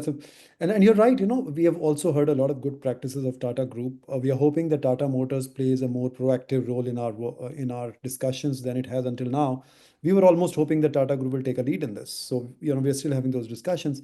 You talked about business case. Sakshi, if you don't mind, after I finish this round, if Mr. Ved Pathak of ACMA is there, can you put him on screen? I want to ask him the question of what he justifies to tier 1s and tier 2s every day, that all these improvements lead to improving safety and labor productivity and business benefits. That's what he does every day. So let's talk about, if he's available, it would be good to hear him. And I also want to get Vineet Kolji, if he's on the call. Sakshi, if you can get him next, because he's talking about cost versus people, and he's a senior HR professional in the country. So I'll get them in after you. But Vinodji, right now, can I come back to you? Can you just talk about what Shankar is talking about, right? In terms of what's possible here, in terms of this cost debate, in terms of firm level business case, right? In terms of what incentives can brands really either provide suppliers or should have to make a real change in the S of ESG, because everybody's so focused on E that the focus on S has gone down a bit or is not there, right? So What do you think, Vinodji? I wonder if we lost him. We have lost him. Yeah. Actually, we have lost Vinodji.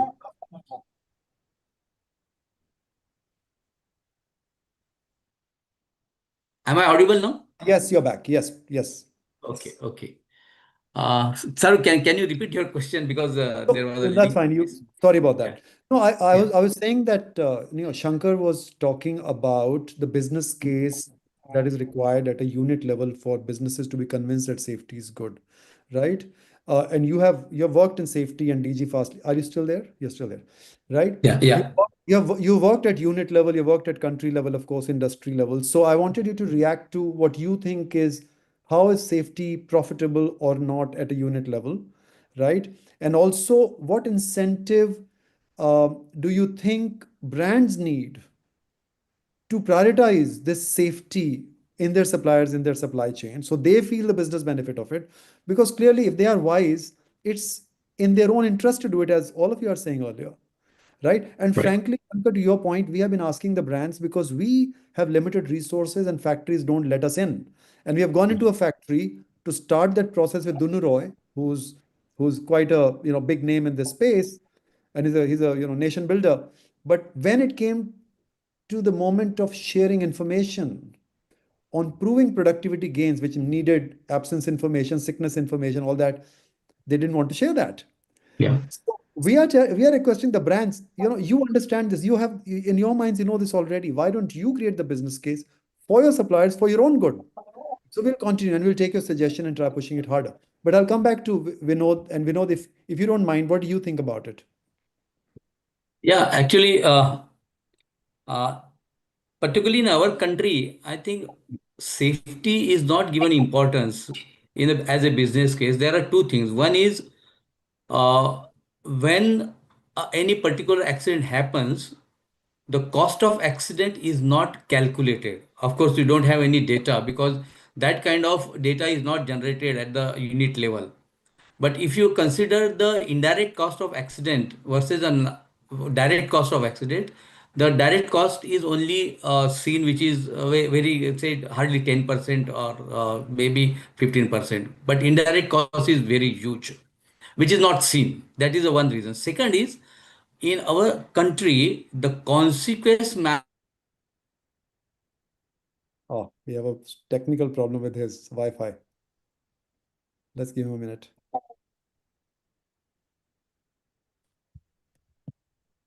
While we are getting him back to the audience, if you have any questions, please do post them. We'll take them. We also have Rahul available, our worker colleague who was there earlier. If there are any questions for him, please post them and I'll happily get him in. Okay, let's use this time to come back to Ankur. Ankur, I'll ask you last question before we go to Rahul, Vinodji, you're back. Sorry, please carry on. Yeah, can I continue? Yes, please. I'll take 2-3 minutes. Yeah. What I was talking about is the consequence of this not complying or not following safety. In our country, the consequences are very, very less. Whereas if you go to advanced countries or developed countries, the consequences are very, very huge. You can imagine when under the Factories Act, because I was working on the Factories Act, the non-compliance, the penalty is very, very less earlier times, and it was continuing since 1948. And ultimately, I think in 2025 only they have now changed in OSH code. You can imagine, right? Second thing is regarding our judiciary also. I mean, it is a complete society. I'll not blame any particular aspect, or I will not point out to any one particular player, but that is the case. I mean, nobody wants to go to court and file the case. Even inspectors are not wanting to file the case for the violations, even if they know the violation. Okay, so it is a combination of all factors which prevents or which deters the OSH getting the prominence in the supply in the overall manufacturing area. I am today not only when you manufacturing but in all you go to construction site. What is happening now? Things are much better than earlier. Of course, 20 years it has definitely improved because of I would say because of the financial institutions which they are I would add to what Mr. Shankar was saying regarding Tata. Yes, I had a very good uh, experience with Tata, because when in 2023 at CII level, we conducted one best competition, best practices competition amongst industry, and we invited entries, and Tata Power was one of that who has got the award, because for the contractor management. And we see their system, and we also went to their plant and found out how they are doing, but then it was not a supply chain, it was a contractor labor management. Okay, but that is different than supply, but that shows their sincerity, at least compared to all others, right? So it is basically another important thing which I would like to say here is that, because I worked in safety for so many years, even if the top management is convinced about safety, there are organizations, I don't want to name them here, but there are organizations, their top management, say managing director or the MD, they are interested in safety, but when it comes to down level, say management level, or say general management level, manager level, supervisor level, it gets diluted for different reasons, for the productivity or for getting the work done as early as possible, because they want to show to the management that I am contributing heavily. I mean, there's a competition, there's always when there are more number of people, there's always a competition who goes first, right? So that kind of competition is there, and this middle level management or the supervisors level, there is a compromise on safety, and that's why we always say that supervision is very, very important, even if top management is interested in safety. That is another aspect. And the third thing is that there is a no accountability for safety in the management cadre. Many corporate OSH policies say that yes, safety is everybody's responsibility, but then accountability is not distributed, is not defined. The performance evaluation of the managers does not include safety as one of the parameter, and there lies the one of the fault lines.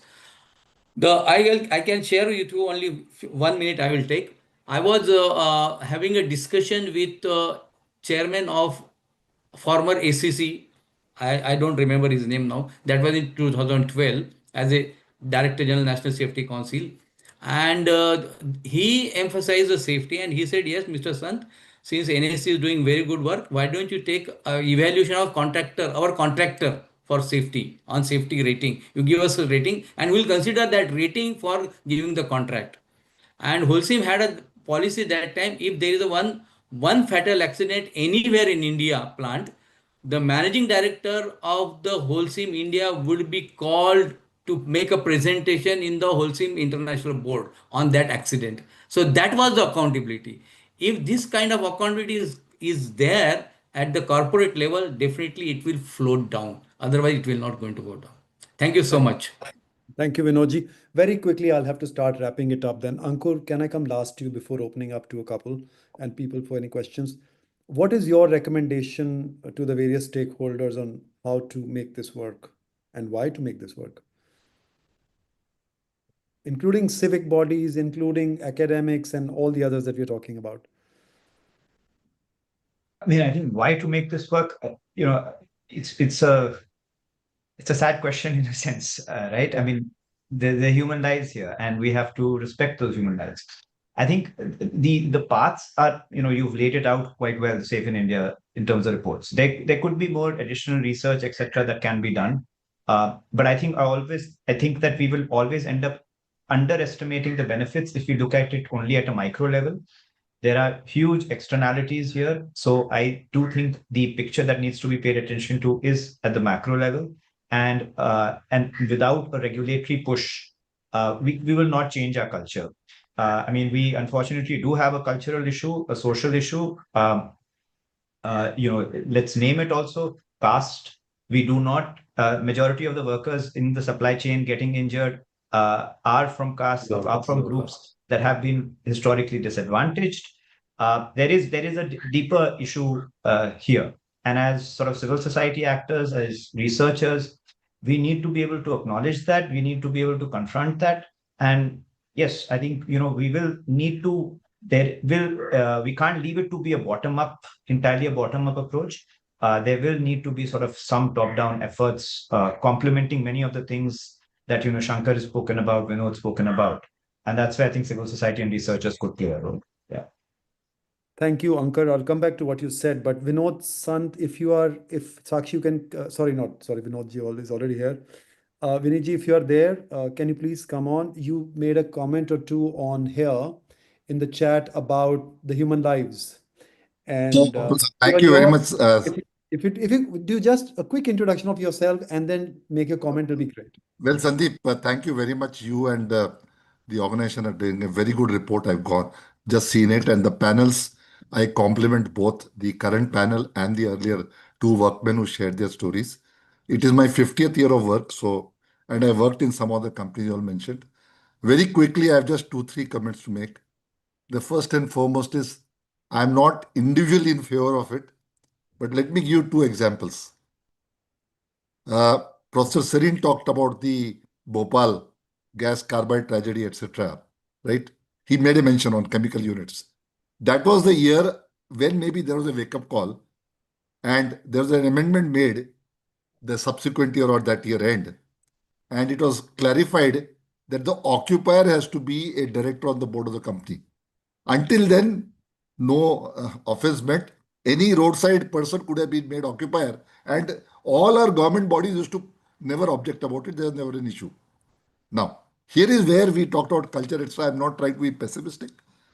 The amended mention was it has to be a director on the board of the company, because the occupier definition was somebody who's in ultimate control of the affairs, etc., etc., right? And these are the people from 48 till 87 who are being nominated as occupiers. And everybody was okay with it. Then this change came, okay? Everybody woke up. Some jugglery was done.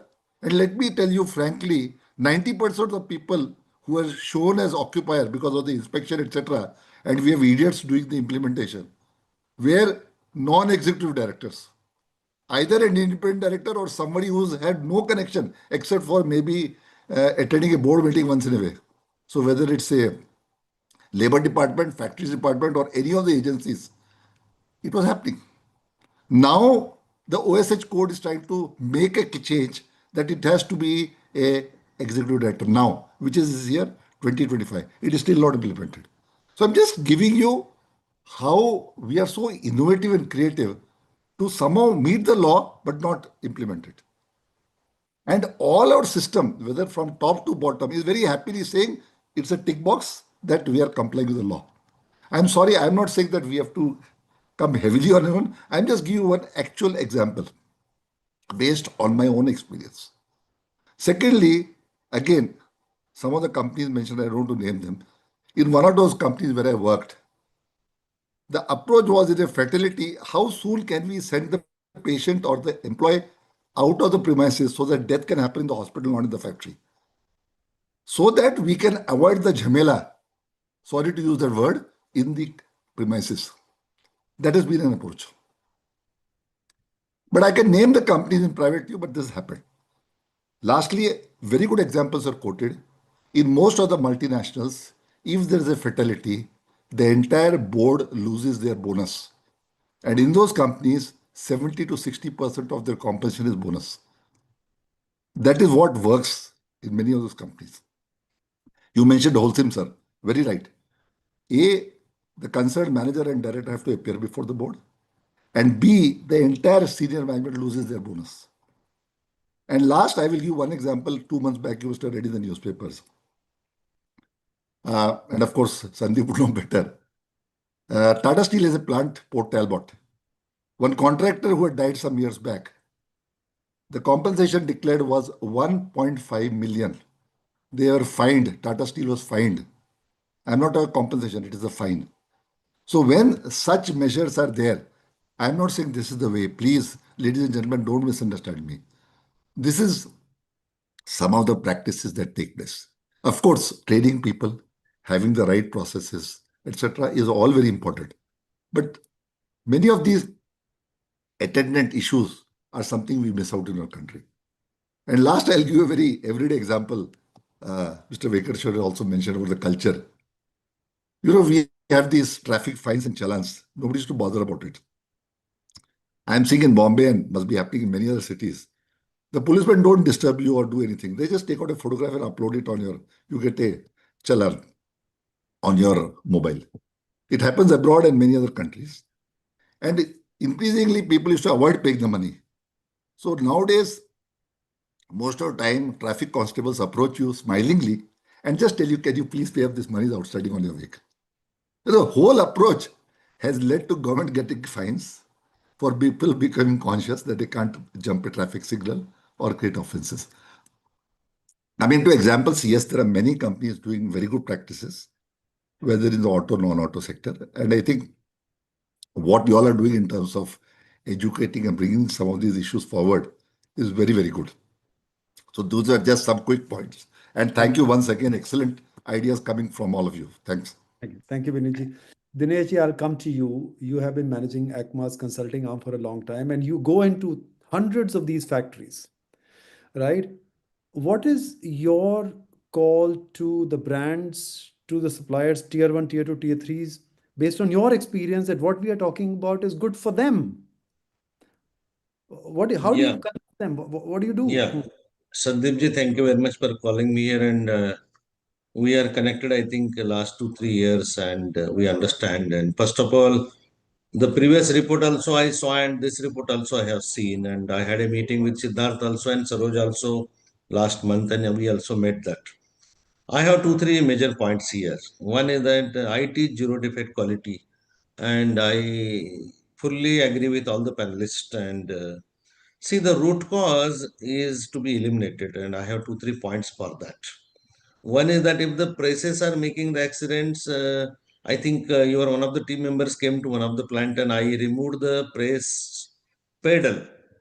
And whenever ACMA is engaged, see, ACMA supports its members in through our cluster programs from last 25 years, and I can give a data also that there are no such accidents happening where my program has been implemented. Based on our discussion, we started safety awareness program every month, and last 24 months we are doing.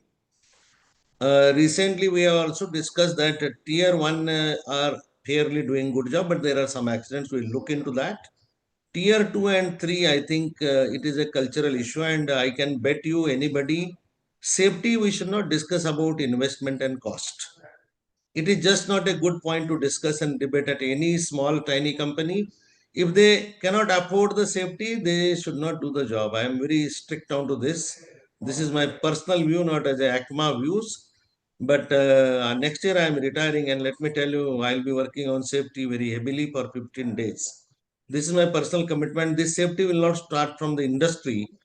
Our culture doesn't have the DNA of the maintenance word. Like I walk in every day in Pune city or any city, I don't find a single footpath where I can walk very good. I don't find any electrical cable which is routed properly. Telephone bill wires, I don't know how telephone runs actually. If I open the cabinet, and now I have an appeal to all the people, because some people are in universities and all that. We need to dig out the basic root cause, and that basic root cause happens from a cultural issue. So I have two major suggestions. One is that our education system should be made mandatory to understand what is maintenance. And I can put a very small example that every day we use our socks, the shoe socks. And I ask very jokingly, what is the life of the socks? And let me tell you, a Karodapati person will also say that when there is a big hole, then I will change the socks. We don't have any standard for this, so we have to create the standards. And I think the time has come to rewrite all the things. I don't want to blame anybody in the system, but I think the pride has to be built that my company is very safe and I work with that. And also, we have to still say a little bit oppose also that if the machine is not maintained properly, we should be vegetated and we should be informing. And I have very sympathy for all the people, and I really appeal all the people. who are listening to this that the time has come that we do the maintenance in time, we avoid such bad practices. Safety is not a cost, it is a necessity. We cannot have the second life on this on the earth. So I think we keep the rules aside and we should come forward and say that. And from ACMA side, I can tell you this is an official message. ACMA is ready to support any kind of the industry in even a free of the way. I can audit and I can support the industry for the smaller companies, and I think safety can be improved in very fast way. It is not a big rocket science. It is a matter of discipline that I should not have the presses with the pedals. And Sandeep ji, I have appealed to you all the bodies, senior people here, why can't we stop making the presses with pedals? Very simple. 90% problem goes. See, why we are waiting that somebody's hand should cut? And like I can quote one example, a lot of people also said that safety belts were not mandatory or ABS was not mandatory. And I can tell you very proudly, ACMA is one of the body for the two-wheelers who put many efforts to bring the ABS to the two-wheelers. And I am very happy that because of the ABS of the two-wheelers, many other accidents has many times come down. And so my sincere completing last two lines. One is that let us not utilize the presses which makes accident with the pedals. That is the part one. And last month also we had a seminar specially on the presses. And I think we had 80 companies or 50 companies attended. But I think we have to churn out through the education system. Let us include maintenance is a topic in the system, either in the primary school or secondary school, but maintenance should be a topic. And second thing is that why can't we stop supplying the defective presses which makes the accidents? And ACMA will be supporting as usual, and we are there to support. We can audit even for the tier 2 tiny companies. I can do as my CSR activities, and we have a very good checklist. And I don't want to name, but one of the OEM came us and they said that please audit all my suppliers. And we have audited many suppliers, and there are many good improvements.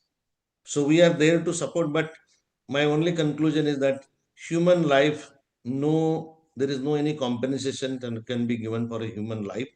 Human life is a human life. There should not be any compromisation.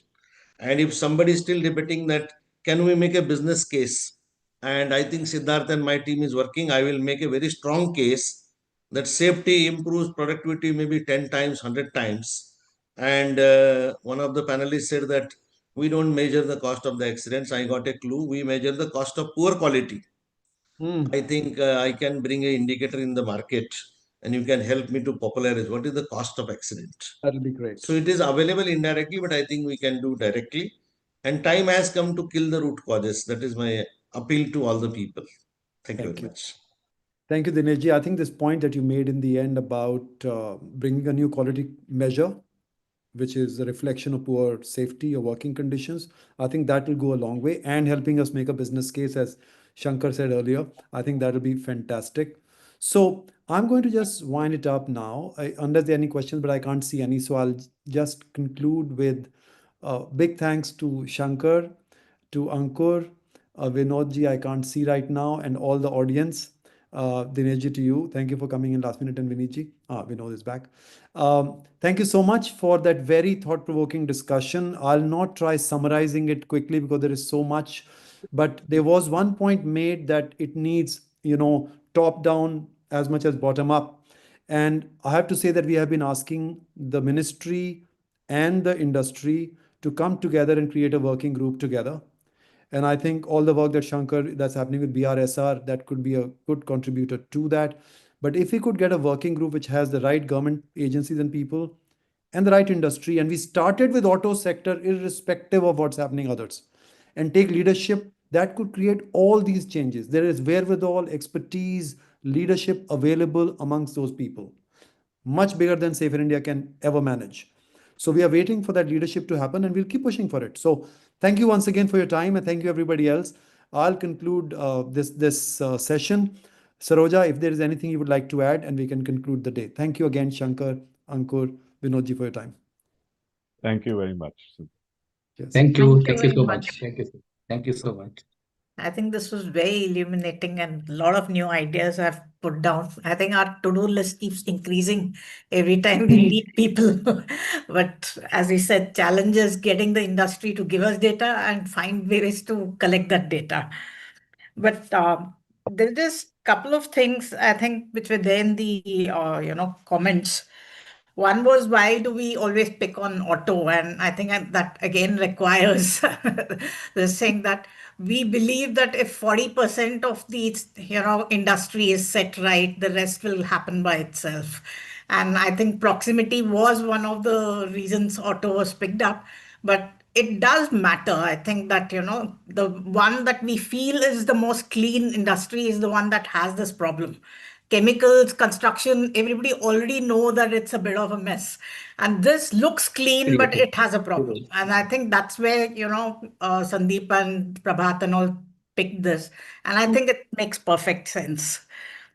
And there was one, I think Mr. Ratnani has asked about why we don't have heavy costs on companies for doing this. And I can Right. only say that, I think we are pedaling backwards on, this whole thing of ease of business. Shankar, you're on mute. No, I didn't say anything. I was just merely Oh, agreeing. okay. So I think he's saying, should there not be a stress on imposing heavy costs on industry companies to fail to comply?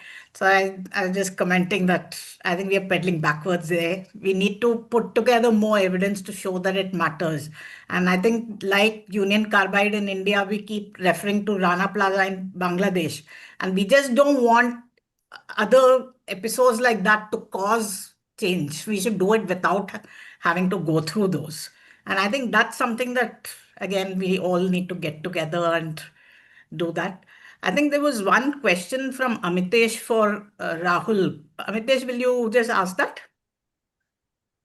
Yes मेरा question Rahul से ये है कि राहुल जी जो accidents हो रहे हैं आपके साथ जैसे हादसा हुआ और आपके अन्य वर्करों के साथ में भी हादसे हो रहे हैं सो एक्सीडेंट होने के पहले जो आप एम्प्लॉयर के नज़र में होते हैं और एक्सीडेंट होने के बाद में आपकी क्या अहमियत होती है क्या थोड़ा समझा पाएंगे कि कैसे कंपनी मालिक आपको देखते हैं एक्सीडेंट होने के बाद में एक्सीडेंट होने के जी पहले जी सर, मैं कहना चाहूँगा कि जिस प्रकार से मेरा एक्सीडेंट हो जब हुआ था तो मैंने एम्प्लॉयज़ के लिए मेरे पता चला कि एक्सीडेंट हो चुका है, तो मेरे एम्प्लॉयज़ मेरे पास में आए थे, तो उस प्रकार से फिर उन्होंने बोला कि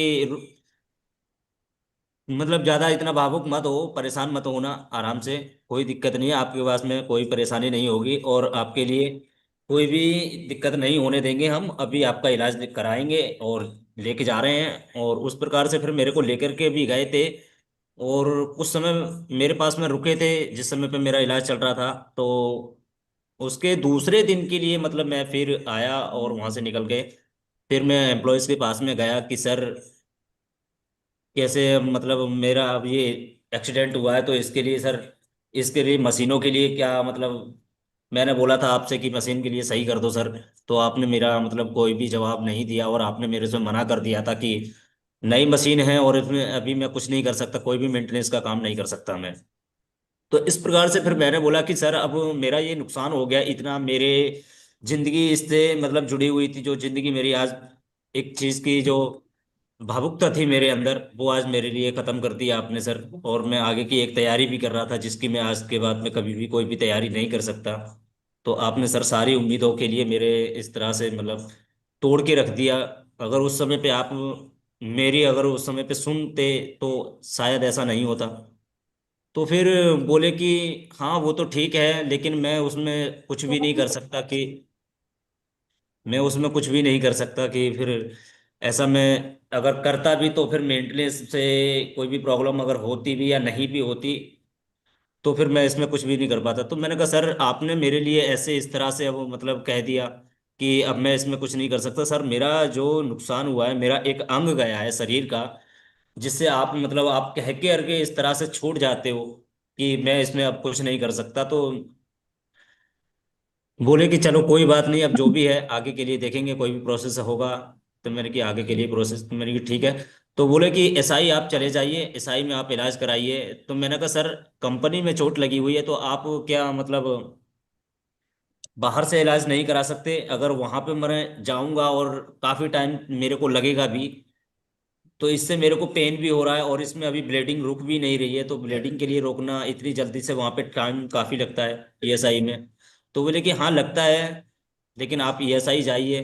तो फिर मेरे को एक दिन लेकर के भी गए थे ईएसआई, फिर मेरे को नंबर दिए, मैं जा कर के वहाँ पे आया और इलाज वगैरह कराने लगा। फिर उसके पश्चात में फिर मैं काफ़ी मन्नतें भी की कि सर मेरे को अब रखिए कंटिन्यू में, अगर कुछ नहीं भी करूँगा, मेरी छुट्टी भी कट रही है, तो क्या सर आगे के लिए मेरे को कोई भी सेफ्टी मिलेगी या नहीं मिलेगी, या किसी और कुछ में सेफ्टी मिलेगी।